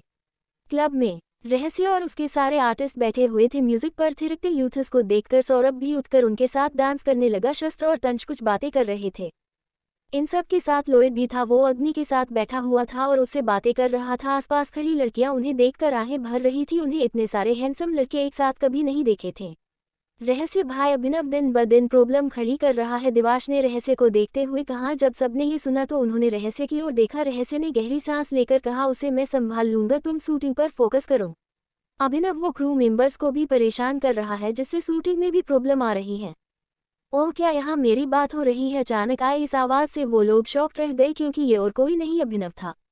सौरभ जो अभी अभी वापस आकर बैठा था वो दबी हुई आवाज में बोला, लो शैतान का नाम लिया नहीं, वो शैतान आ भी गया। रहस्य ने उसे ऐसे इग्नोर कर दिया जैसे उसने सुना ही ना हो। अभिनव के साथ एक खूबसूरत लड़की थी। वो और अभिनव काफी इंटीमेट थे। अभिनव ने उसकी कमर पकड़ी हुई थी। अभिनव ने लड़की के कान में कुछ कहा और लड़की वहां से चली गई। उसके जाते ही अभिनव उनके साथ ऐसे बैठ गया मानो वो उसके बहुत पुराने दोस्त हो। अभिनव ने उन सब को देखते हुए कहा, चल गाइस, मैं तो तुम्हारे साथ एंजॉय करने आया हूँ। सबका मुंह बन गया था। उनके रिएक्शन देखकर अभिनव खुश था, लेकिन रहस्य और लॉयड परेशान नहीं लग रहे थे। वो सबसे अलग काफी सीरियस होकर बात कर रहे थे। शस्त्र और तंश ने एक दूसरे को देखा और हल्की सी स्माइल दी। माहौल काफी अजीब हो गया था। अभिनव की स्माइल धीरे धीरे गायब हो गई थी क्योंकि वो यहाँ किसी को परेशान नहीं कर पाया था। रहस्य शस्त्र और दिवाश के अलावा सब डांस फ्लोर पर जाकर डांस करने लगे थे। म्यूजिक की धुन पूरे बार में गूंज रही थी। सारे यूथ अपने डांस से मगन था। सभी दिल खोलकर नाच रहे थे, कुछ वाइन पी रहे थे। अभिनव की नजरें अपने सामने 3 लोगों पर पड़ी। उसने वेटर से वाइन मंगवाए और पीने लगा। उसने उन तीनों को भी वाइन ऑफर की लेकिन उन तीनों ने मना कर दिया। अगले दिन अग्नि कॉलेज पहुंची। उसकी नजरें धरा पर पड़ी जिसे उसने काफी समय से नहीं देखा था, लेकिन वो उसके ट्रांसफॉर्मेशन से हैरान थी क्योंकि धरा इतनी जल्दी कैसे बदल गई, उसे हैरानी हो रही थी। उसने शस्त्र को देखा जो खुद भी हैरान लग रहा था क्योंकि उसने धरा को देखा था। वो काफी शाय और शांत रहने वाली लड़की लगती थी। अग्नि को समझ आ गया था फिर से उसे इस हीरोइन से अपने शस्त्र के लिए लड़ना होगा। अग्नि इन सब से ऊब चुकी थी। उसे राइटर पर और गुस्सा आ रहा था। उसकी राइटर को मारने की इच्छा बढ़ती जा रही थी। स्टूडेंट काउंसिल रूम में सभी मौजूद थे। तंश अग्नि को अपने सभी कामों के बारे में बता रहा था। शस्त्र और बाकी सब कुछ बात कर रहे थे। तभी दरवाजे पर नोक हुआ। माहिर ने दरवाजा खोला। दरवाजा खुलते ही एक सुंदर सी लड़की एक प्यारी स्माइल करती हुई दिखाई दी। उसने टी शर्ट और स्कर्ट पहनी हुई थी, साथ ही उसने हील्स भी पहनी हुई थी। मिस आप? लड़की ने माहिर का सवाल सुनकर एक स्माइल के साथ जवाब दिया। हेलो, मेरा नाम धरा है। अग्नि के कान खड़े हो गए। उसका चेहरा काला पड़ गया था। उसे समझ नहीं आया वो यहाँ क्यों आए हैं। अंदर आ जाओ। माहिर ने दरवाजे को उसके अंदर आते ही बंद कर दिया। धरा ने अग्नि को देखा और किसी के कुछ पूछने से पहले कहा, मैं स्टूडेंट काउंसिल ज्वाइन करना चाहिए हुई। ये रही मेरी क्वालिफिकेशन। सब हैरान थे उसे इतना स्ट्रेट फॉरवर्ड देखकर। सब ने स्माइल की, यहाँ तक कि शस्त्र भी स्माइल करने लगा। शस्त्र ने उसकी सारी डिटेल्स देखी और एक गहरी सांस लेकर एक स्माइल के साथ कहा, तुम ज्वाइन कर सकती हो। ये सुनकर धरा ने अग्नि को देखकर एक स्मर्क किया जैसे अपनी पहली जीत की खुशी का आगाज कर रही हो। ये देखकर अग्नि की त्योरियां चढ़ गई। शस्त्र भी सबके साथ धरा की तारीफ कर रहा था और स्माइल करते हुए धरा से बातें कर रहा था। अग्नि बिल्कुल हैरान नहीं थी क्योंकि धरा ने आते ही सबको इम्प्रेस कर दिया था उसके कॉन्फिडेंस और स्ट्रेट फॉरवर्डनेस की वजह से। इन सभी में उन्होंने अग्नि को इग्नोर कर दिया था, लेकिन अग्नि चुपचाप बैठी हुई ये सब देख रही थी। अब उसे समझ आ रहा था हीरोइन का चार्म ऐसा होता है जो सबको उसकी ओर अट्रैक्ट करता है, चाहे वो कोई भी हो। हीरोइन के चार्म से नहीं बच पाता था। धरा ने अग्नि को देखकर एक स्माइल दी जैसे कह रही हो, तुम मुझसे लड़ना चाहती हो तो तुम्हारी हार निश्चित है। अग्नि उठी और चुपचाप वहां से चली गई। अगर वो कहती धरा काउंसिल ज्वाइन नहीं करेगी तो वहां पर इशू क्रिएट हो सकता था जिससे अग्नि की इमेज सबकी नजरों में खराब हो जाती और धरा यही चाहती थी। लेकिन अग्नि की शांति ने धरा का मूड खराब कर दिया था क्योंकि वो जो चाहती थी वो नहीं हुआ था। अग्नि के जाते ही धरा ने कहा, शायद उनको मेरा यहाँ आना पसंद नहीं आया। सबने ये देखकर धरा को कंसोल करना शुरू कर दिया था, लेकिन शस्त्र ने अग्नि को जाते हुए देखा लेकिन रोका नहीं। Anuraj is hidden plan. धरा ने अग्नि को देखकर एक स्माइल दी जैसे कह रही हो, तुम मुझसे लड़ना चाहती हो तो तुम्हारी हार निश्चित है। अग्नि उठी और चुपचाप वहां से चली गई। अगर वो कहती धरा काउंसिल ज्वाइन नहीं करेगी तो वहां पर इशू क्रिएट हो सकता था जिससे अग्नि की इमेज सबकी नजरों में खराब हो जाती और धरा यही चाहती थी। लेकिन अग्नि की शांति ने धरा का मूड खराब कर दिया था क्योंकि वो जो चाहती थी वो नहीं हुआ था। अग्नि के जाते ही धरा ने कहा, शायद उनको मेरा यहाँ आना पसंद नहीं आया। सबने ये देखकर धरा को कंसोल करना शुरू कर दिया था, लेकिन शस्त्र ने अग्नि को जाते हुए देखा लेकिन रोका नहीं। आज का दिन अग्नि का क्लास लेते हुए बीत गया था। वो खड़ी थी जब उसने धरा को देखा। सबके साथ वो बहुत प्यार से बातें करती हुई हंस रही थी, मगर जिस बात ने उसे हैरान किया था वो ये कि स्टूडेंट काउंसिल के लोग भी उसमें शामिल थे। वो चुपचाप कुछ सोचकर वहां से निकल गई। उसके जाते ही धरा ने स्मर्क किया। उसके एक्सप्रेशन ऐसे थे मानो उसने एक बार फिर अग्नि को मात दे दी थी। रात का समय, कंपनी में अग्नि अपनी चेयर पर बैठकर लैपटॉप पर मीटिंग में बिजी थी। वो मीटिंग में इतनी बिजी थी उसे एहसास नहीं हुआ रात के 12 बज चुके थे। कुछ आधे घंटे बाद तक और मीटिंग चली और फिर मीटिंग खत्म हो गई। अग्नि पीछे चेयर पर झुक गई। उसने अपने फोन को देखा जिस पर कुछ मैसेजेस शो हो रहे थे। आर्टिस्ट ग्रुप जो कि सौरभ ने बनाया था उसमें 6 लोग थे। रहस्य, शस्त्र, तंश, सौरभ, दिवाश और ललित शामिल थे। सौरभ, क्या तुमने सुना अभिनव एक स्कैंडल में फंस गया है? दिवाश, ये पहली बार हुआ जब वो स्कैंडल में फंसा हुआ है। तंश, उसकी कंपनी उसे बचा लेंगी। सौरभ, नहीं। तंश, क्यों नहीं? सौरभ, इस बार वो काफी बड़ी मुसीबत में फंसा हुआ है। ललित, वो ड्रग्स केस में फंसा हुआ है, इस बार उसकी कंपनी भी उसे नहीं बचा पाएंगी। इन सब को इग्नोर करते हुए उसने लोहित और तरुण के मैसेज पढ़े। तरुण, क्या आज आप कंपनी में रहने का प्लान कर रही हैं? लोहित, क्योंकि क्या आज तुम घर नहीं आ रही हो? अग्नि ने उन दोनों को रिप्लाई दिया और फिर अपने फोन को देखा उस पर और अब और किसी का मैसेज नहीं था। अग्नि सच में उम्मीद कर रही थी कि शस्त्र का मैसेज उसे आए। अग्नि ने एक गहरी सांस ली और उठकर एक सिगरेट सुलगा ली और अपने होंठों पर लगा ली और बिल्डिंग की ग्लास वॉल से खूबसूरत लाइट में जगमगाते शहर को देखा जहां गाड़ियां अभी भी चल रही थी और लोग अभी भी घूम रहे थे। उसने सिगरेट आधी पी भी नहीं थी, इससे पहले ही उसने सिगरेट को नीचे फेंककर अपने पाँव से मसल दी। वहीं एक कमरे में, मैंने आज उसे काफ़ी परेशान कर दिया है, धीरे धीरे मैं उसे अंदर से तोड़ दूंगी। अनुराज ये सुनकर हंसने लगा। वो मन ही मन धरा को बेवकूफ़ की उपाधि दे चुका था क्योंकि उसकी हरकतें अननोइंग करने वाली थी लेकिन अंदर से तोड़ने वाली नहीं थी। अग्नि जो अभी तक अपने विलन के कैरेक्टर में टिकी हुई थी, वो किसी ऐसे कैरेक्टर की तरह थी जैसे किसी गेम में लास्ट बॉस होता है। लास्ट बॉस को मारने पर ही गेम की एंडिंग होती है, उसी तरह की सिचुएशन अनुराज को यहाँ बनती हुई नजर आ रही थी। धरा की इन हरकतों से अग्नि परेशान नहीं होने वाली थी। अग्नि अपने दुश्मन को हर कदम पर अच्छे से मात देकर मजा चखाती है, ये अनुराज जान चुका था। अचानक से ही अनुराज के चेहरे पर एक जहरीली स्माइल आ गई। इस बार उसका एक हिडन प्लान था, सांप भी मर जाएगा और लाठी भी नहीं टूटेंगी, जिसमें अग्नि उसके पास भी आ जाएगी और उसका बदला भी पूरा हो जाएगा। अगले दिन अग्नि शांति से सब सोच रही थी। क्लास शुरू हो गई थी। आज वो स्टूडेंट काउंसिल नहीं गई थी जिस वजह से उसने किसी को नहीं देखा था, लेकिन अचानक से किसी ने उसके कंधे पर टेप किया। अग्नि मुड़ी, उसने यश को देखा जो स्माइल कर रहा था। उसके साथ आर्या भी बैठी हुई थी, वो भी उसे देखकर स्माइल कर रही थी। अग्नि ने उन्हें देखा और हल्की सी स्माइल कर आगे देखने लगी। उन्हें ऐसे मुस्कुराते हुए देखकर उसे कुछ समझ नहीं आया। कुछ समय बाद क्लास खत्म हो गई थी और वो उठकर कैंटीन में चली गई। कैंटीन में पहुंचने पर उसने धरा और स्टूडेंट काउंसिल के मेंबर्स को देखा, पर वहां पर शस्त्र नहीं था। ये देखकर अब वो परेशान हो गई। उसे लगा वो किसी मुसीबत में है, इसलिए वो झटके से मुड़ी और किसी के मजबूत के सीने से टकरा गई और गिरने ही लगी थी कि उसने अग्नि की कमर पकड़ ली। अपने सर को सहलाते हुए अग्नि ने सर उठाया और सॉरी कहा। उसने सिद्धार्थ को देखा जो उसे ही देख रहा था। सिद्धार्थ के पीछे पीछे शस्त्र भी अंदर आया। जब उसने सिद्धार्थ को अग्नि के इतने करीब देखा तो उसका दिल जलने लगा। उसका दिल कर रहा था वो सिद्धार्थ का खून कर दे। उसके हाथों को अग्नि की कमर पर देखकर उसकी आंखों में खून उतर आया था। अग्नि की नजरें भी शस्त्र पर पड़ी और उसने सिद्धार्थ को धक्का देकर अपने आप से अलग किया। अग्नि की आंखों में दर्द दिखने लगा। उसका दिल बहुत तेजी से धड़क रहा था, कहीं उसने उसे गलत ना समझ लिया हो। अग्नि शस्त्र से कुछ कहने ही वाली थी लेकिन वो चुपचाप बाकी स्टूडेंट काउंसिल के मेंबर्स के साथ चला गया। ये देखकर अग्नि को अब धीरे धीरे गुस्सा आ रहा था।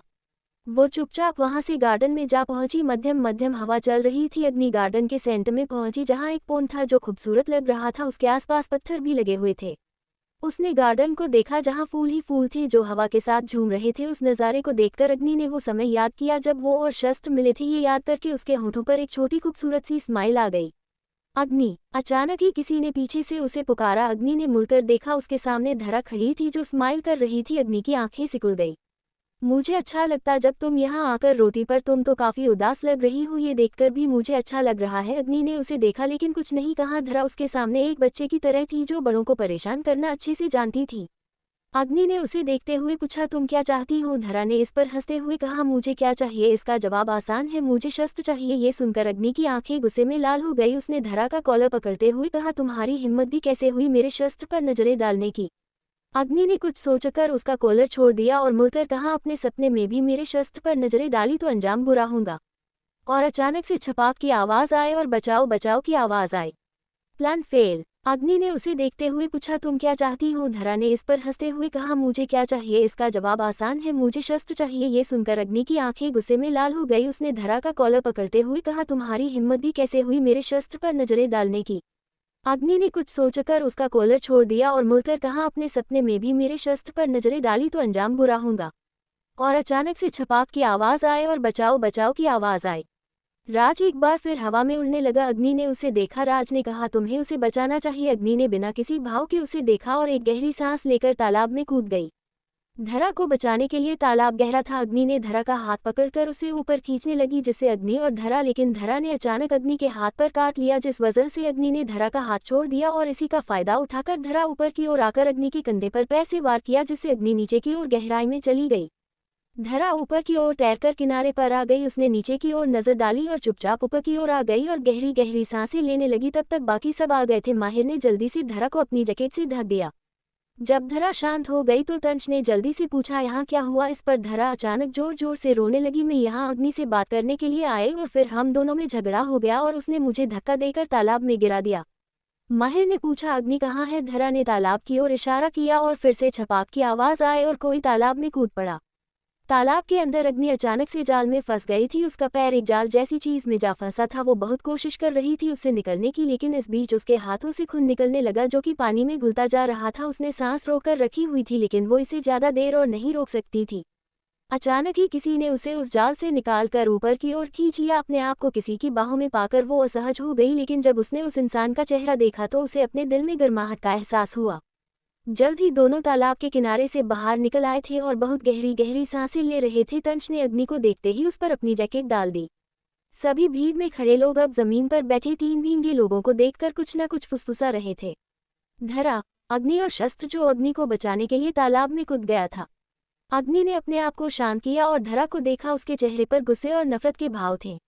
माहिर ने कोल्ड स्वर में पूछा, अग्नि तुमने धरा को धक्का क्यों दिया? ये सुनकर सबने अग्नि को देखा। अग्नि ने सभी को देखा और बिना किसी भाव की कहा, मैंने कुछ नहीं किया। धरा लगभग रोते हुए धीमे स्वर में बोली, अग्नि मैं तो तुमसे दोस्ती करने आई थी, लेकिन मुझे नहीं पता था ऐसा कुछ होगा। रियली? धरा, अग्नि ने स्मर्ट करते हुए कहा। उसे देखकर धरा अंदर तक कांप गई। वो कपकपाते हुए बोली, अग्नि तुम झूठ बोल रही है। अचानक सिद्धार्थ आगे आकर बोला, अग्नि सच कह रही है, उसने कुछ नहीं किया। सिद्धार्थ को देखकर शस्त्र की भौहें जग गई। सिद्धार्थ धरा की ओर देखकर बोला, मैं नहीं जानता तुम में इतना कॉन्फिडेंस कहाँ से आया, लेकिन तुम झूठ बोल रही हो। धरा गुस्से में दांत पीसते हुए मन ही मन सिद्धार्थ को गालियां दे रही थी। उसने उसका अच्छा खासा प्लान बर्बाद कर दिया था, लेकिन उसके कहने से पहले तंच ने उसे घूरते हुए कहा, तुम्हारे पास कोई सबूत है? अग्नि ने तंच को देखा, जो उसे कोर नजरों से देख रहा था। अग्नि को बहुत कुछ गलत होने का एहसास हो चुका था। उसके करीबी लोगों का इस तरह से बदल जाना सहसा ही अजीब सा था। अग्नि ने नजरें फैल ली। सिद्धार्थ ने तंच को जवाब देते हुए कहा, मेरे पास सबूत है। कहकर उसने फोन निकालकर उसमें वही वीडियो प्ले कर दी जो कुछ देर पहले अग्नि और धरा के बीच में हुआ था। धरा तालाब के किनारे पर खड़ी थी और अग्नि पीट कर मुड़ी हुई थी। धरा ने स्मर्ट किया और नदी में गिर गई। इसके बाद अग्नि ने जब ये सब मुड़कर देखा तो उसे बचाने के लिए भी कूद गई। वीडियो खत्म हो गई। सब अब धरा को देख रहे थे। पहले वो धरा के लिए सिंपैथी फील कर रहे थे, लेकिन अब गुस्से और डिस्गस्ट से वो लोग धरा को देख रहे थे।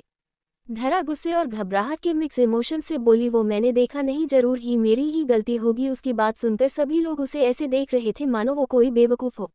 एक कमरे में धरा गुस्से में लगभग चीखते हुए बोली, उसने मेरा सारा प्लान बर्बाद कर दिया। अनुराग चुपचाप बैठकर उसे देख रहा था जैसे कि उसे उम्मीद थी। उसने गुस्से में मन ही मन सोचा, क्या बेवकूफ लड़की चुनी है मैंने अपने मिशन के लिए, लेकिन वो अब क्या कर सकता था। उसके सारे रिसोर्सेस धरा पर खत्म हो चुके थे। अनुराग सोच रहा था, अग्नि से डील करना दिन ब दिन मुश्किल होता जा रहा है। धरा का प्लान सक्सेसफुली फेल हो चुका था। अग्नि के अपार्टमेंट में अग्नि ड्रेसिंग टेबल पर बैठी हुई थी। लॉयड उसके बालों को ड्रायर से सुखा रहा था। अग्नि ने लॉयड को फोन कर उसे और शस्त्र को पिकअप करने को कहा, लेकिन शस्त्र ने ये कहकर मना कर दिया, उसे अभी कुछ काम है इसलिए वो उसके साथ नहीं जा पाएगा।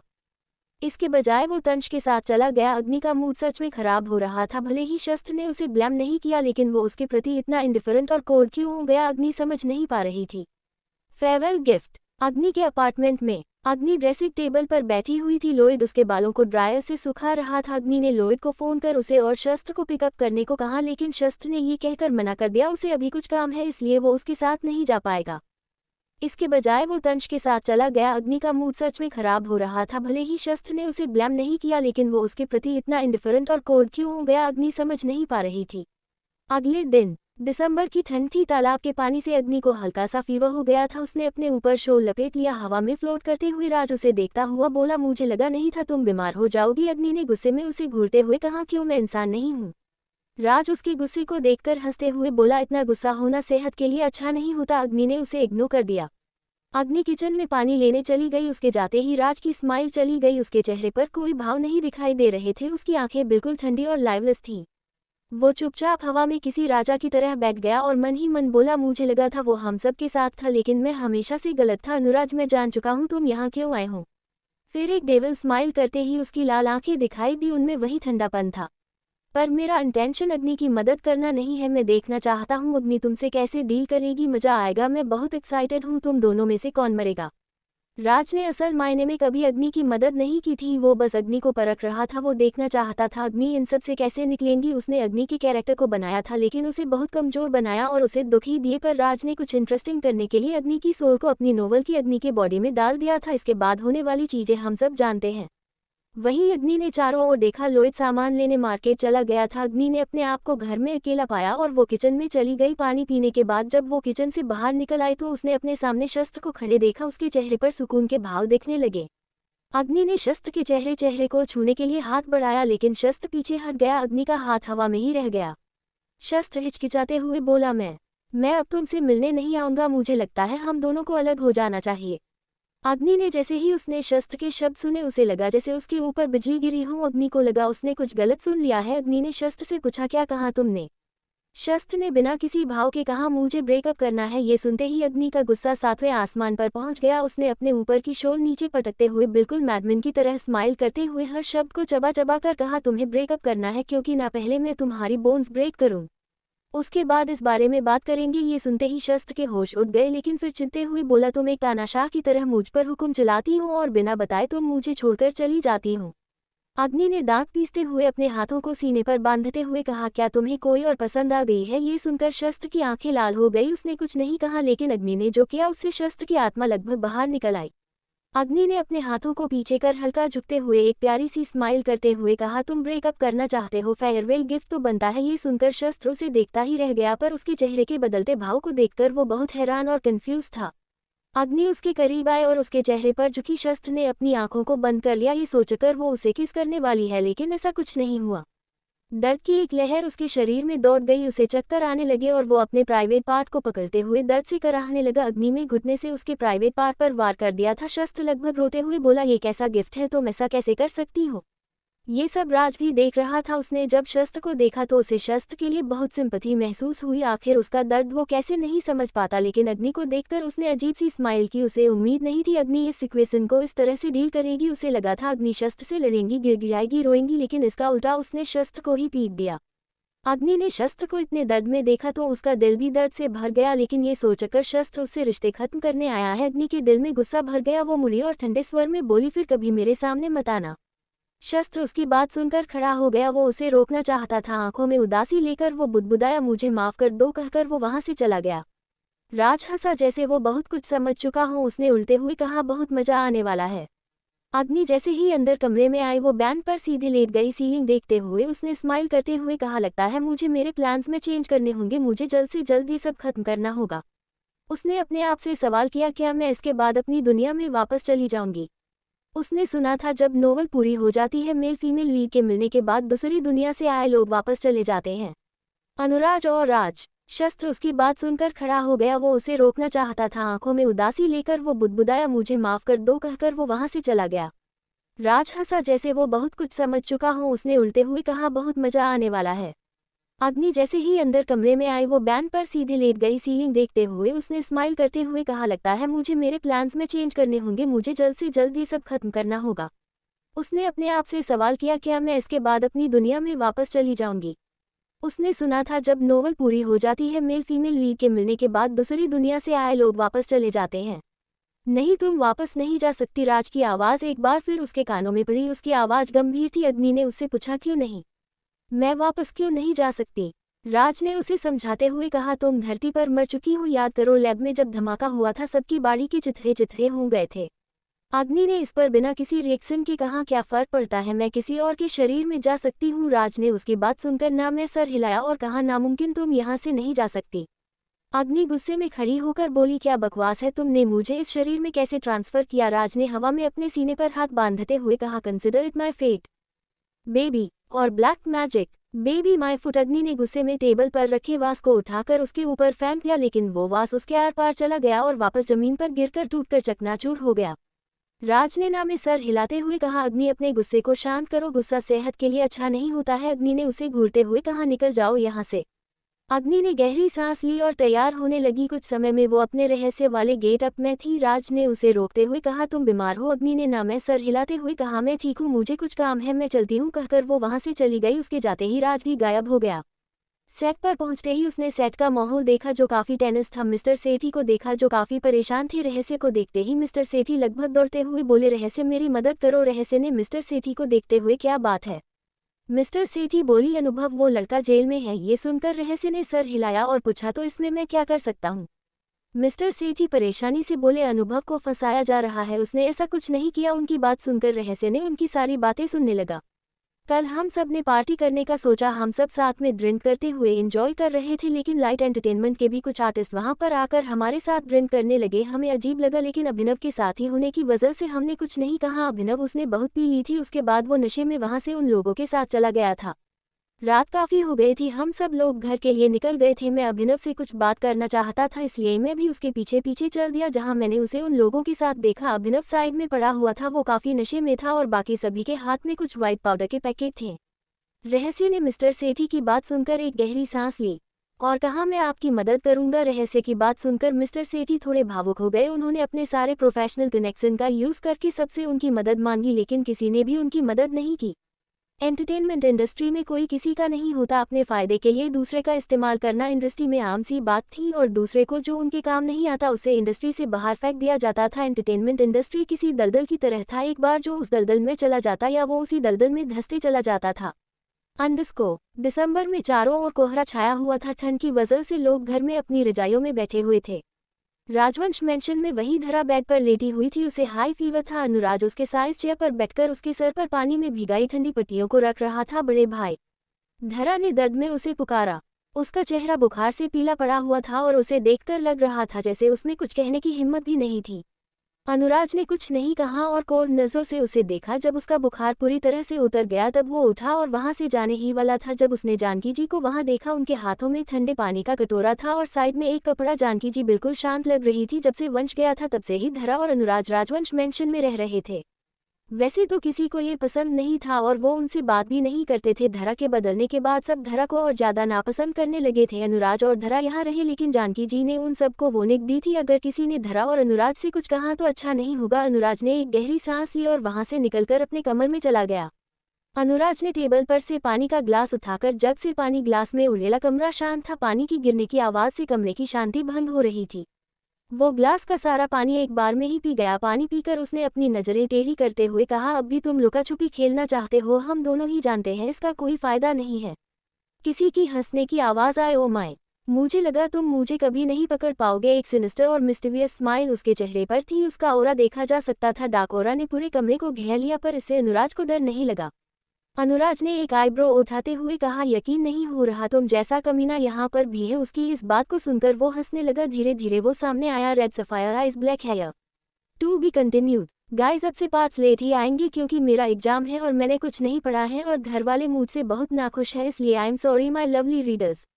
स्टोरी के 5 लेट आएंज। अनुभव जेल में। वो ग्लास का सारा पानी एक बार में ही पी गया। पानी पीकर उसने अपनी नज़रें टेढ़ी करते हुए कहा, अब भी तुम लुका छुपी खेलना चाहते हो? हम दोनों ही जानते हैं इसका कोई फायदा नहीं है। किसी की हंसने की आवाज़ आए, ओ माय, मुझे लगा तुम मुझे कभी नहीं पकड़ पाओगे। एक सिनिस्टर और मिस्टीरियस स्माइल उसके चेहरे पर थी, उसका ऑरा देखा जा सकता था। डार्क ऑरा ने पूरे कमरे को घेर लिया, पर इससे अनुराज पर कोई असर नहीं पड़ा। अनुराज के हाथों में जो खाली कांच का ग्लास था उसने उसे ढीला छोड़ दिया और वो एक झटके में टूटकर जमीन पर चकनाचूर हो गया। अनुराज ने एक आईब्रो उठाते हुए कहा, यकीन नहीं हो रहा तुम जैसा कमीना यहाँ पर भी है। उसकी इस बात को सुनकर वो हंसने लगा। धीरे धीरे वो सामने आया। Red sapphire eyes, black hair, हवा में फ्लोट करता हुआ राज सामने आया। अनुराज ने एक गहरी सांस लेकर कहा, मुझे पता था ये तुम ही होंगी, तुम यहाँ मुझ पर नजर रखने आए हो। इस पर राज दुखी सा चेहरा बनाकर बोला, ऐसा मत कहो, तुम मेरे प्यारे भाई की तरह हो। उसके आसपास उड़ते हुए उसने कहा, मुझे लगा तुम मुझे देखकर खुश होंगी, लेकिन तुम तो मुझे देखकर तो खुश ही नहीं हो। वैसे तुम यहाँ क्यों आए हो? राज ने अनुराज से सवाल किया और खुद ही जवाब देते हुए एक शातिर स्माइल के साथ कहा, तुम अग्नि से अपना बदला लेने आए हो। लेकिन लंबा खींचते हुए बोला, बहुत दुख की बात है, तुम उसका बाल भी बांका नहीं कर पाए। ये सुनकर अनुराज ने गुस्से में ग्लास टेबल पर मुक्का मारा, जिस कारण वो ग्लास लगभग टूट गया और उसमें क्रैकर्स पड़ गए। राज ने किसी चालाक लोमड़ी की तरह हंसते हुए कहा, तुमने इस काम एक बेवकूफ़ और मासूम लड़की को चुना, ऐसी लड़की जिसने तुम पर विश्वास किया और तुम्हें ही अपना सब कुछ बना लिया, लेकिन तुमने उसके साथ धोखा किया, उसका विश्वास तोड़ दिया और उसका ब्रेन वॉश कर उसे इस्तेमाल कर रहे हैं। अनुराज ने उसकी आंखों में देखते हुए कहा, तुमने भी तो अग्नि का इस्तेमाल करने की कोशिश की थी। राज उसके पीछे खड़े होकर उसके कंधे पर हाथ रखते हुए बोला, लेकिन क्या फ़र्क पड़ता है मैं उसका इस्तेमाल कर पाया या नहीं? पर जो हो रहा है मुझे उसमें मजा आ रहा है। तुम तो यहाँ अपने बदले के लिए आए थे ना? राज बहुत ही मिस्टीरियस तरीके से हंसा। अनुराज ने उसकी बात सुनी और कहा, मैं नहीं जानता तुम यहाँ कैसे आए, लेकिन मैं अपना सीक्रेट तुम्हें नहीं बताना चाहता। हाँ हाँ, राज हंसने लगा। उसे हंसते देख अनुराज भी तेज तेज हंसने लगा, पर धीरे धीरे राज की हंसी गायब हो गई। अनुराज हंसते हुए बोला, जो भी हो रहा है मेरे मुताबिक हो रहा है। राज उसके करीब आया और उसकी आंखों में आंखें डालते हुए बोला, क्या तुम अपने दुश्मन को जिंदा ही छोड़ने वाले हो? उसकी बात सुनकर अनुराज के होंठों पर एक जहरीली मुस्कान आ गई। दूसरी ओर रहस्य जेल में खड़ी हुई था, उसके दूसरी तरफ अनुभव था जो शांत लग रहा था। ऐसा लग रहा था अनुभव ने तंज कसते हुए कहा, यहाँ क्या देखने आए हो, मेरी बर्बादी। रहस्य ने इस पर कुछ नहीं कहा। अनुभव के असिस्टेंट ने धीरे से कहा, लाइट एंटरटेनमेंट ने हमारे साथ किए गए सभी कॉन्ट्रैक्ट खत्म कर दिए हैं। अनुभव ने इस पर कुछ नहीं कहा। उसका सर झुका हुआ था, उसकी आंखें लाल हो गई थी। सच तो ये था कि वो एक सामान्य मिडिल क्लास से था। छोटी उम्र में ही अनुभव के पिता चल बसे। उसके बाद सारा भार अनुभव की माँ और उसके कंधे पर आ गया था। उसने स्कूल के साथ घर भी संभालने में अपनी माँ की मदद की। अभिनव के 2 छोटे भाई बहन थे। पढ़ाई में अच्छे होने की वजह से उसे स्कॉलरशिप भी मिली। उसे एंटरटेनमेंट इंडस्ट्री में इंटरेस्ट था, इसलिए वो ऑडिशन भी देता रहता था। एक दिन उसे एक मूवी में साइड कैरेक्टर का रोल मिल गया और उसी मूवी के बाद उसकी पॉपुलैरिटी बहुत तेजी से बढ़ी। वो हैंडसम था और उसकी एक्टिंग स्किल्स भी अच्छी थी, तो कुछ ही समय में वो ए लिस्ट एक्टर बनकर उभर चुका था। अभिनव, रहस्य ने उसे पुकारा। अभिनव ने उसे देखा। रहस्य ने अपनी आंखों को उस पर टिकाते हुए कहा, मैं यहाँ तुम्हारी मदद के लिए आया हूँ। अभिनव ने गुस्से में चीखते हुए कहा, मुझे तुम्हारी मदद की कोई जरूरत नहीं है, तुम यहाँ बस मेरा मजाक बनाने के लिए आए हो। लेकिन रहस्य शांत रहा। उसने अनुभव से कहा, मैं ही तुम्हारी बेगुनाही का सबूत ला सकता हूँ।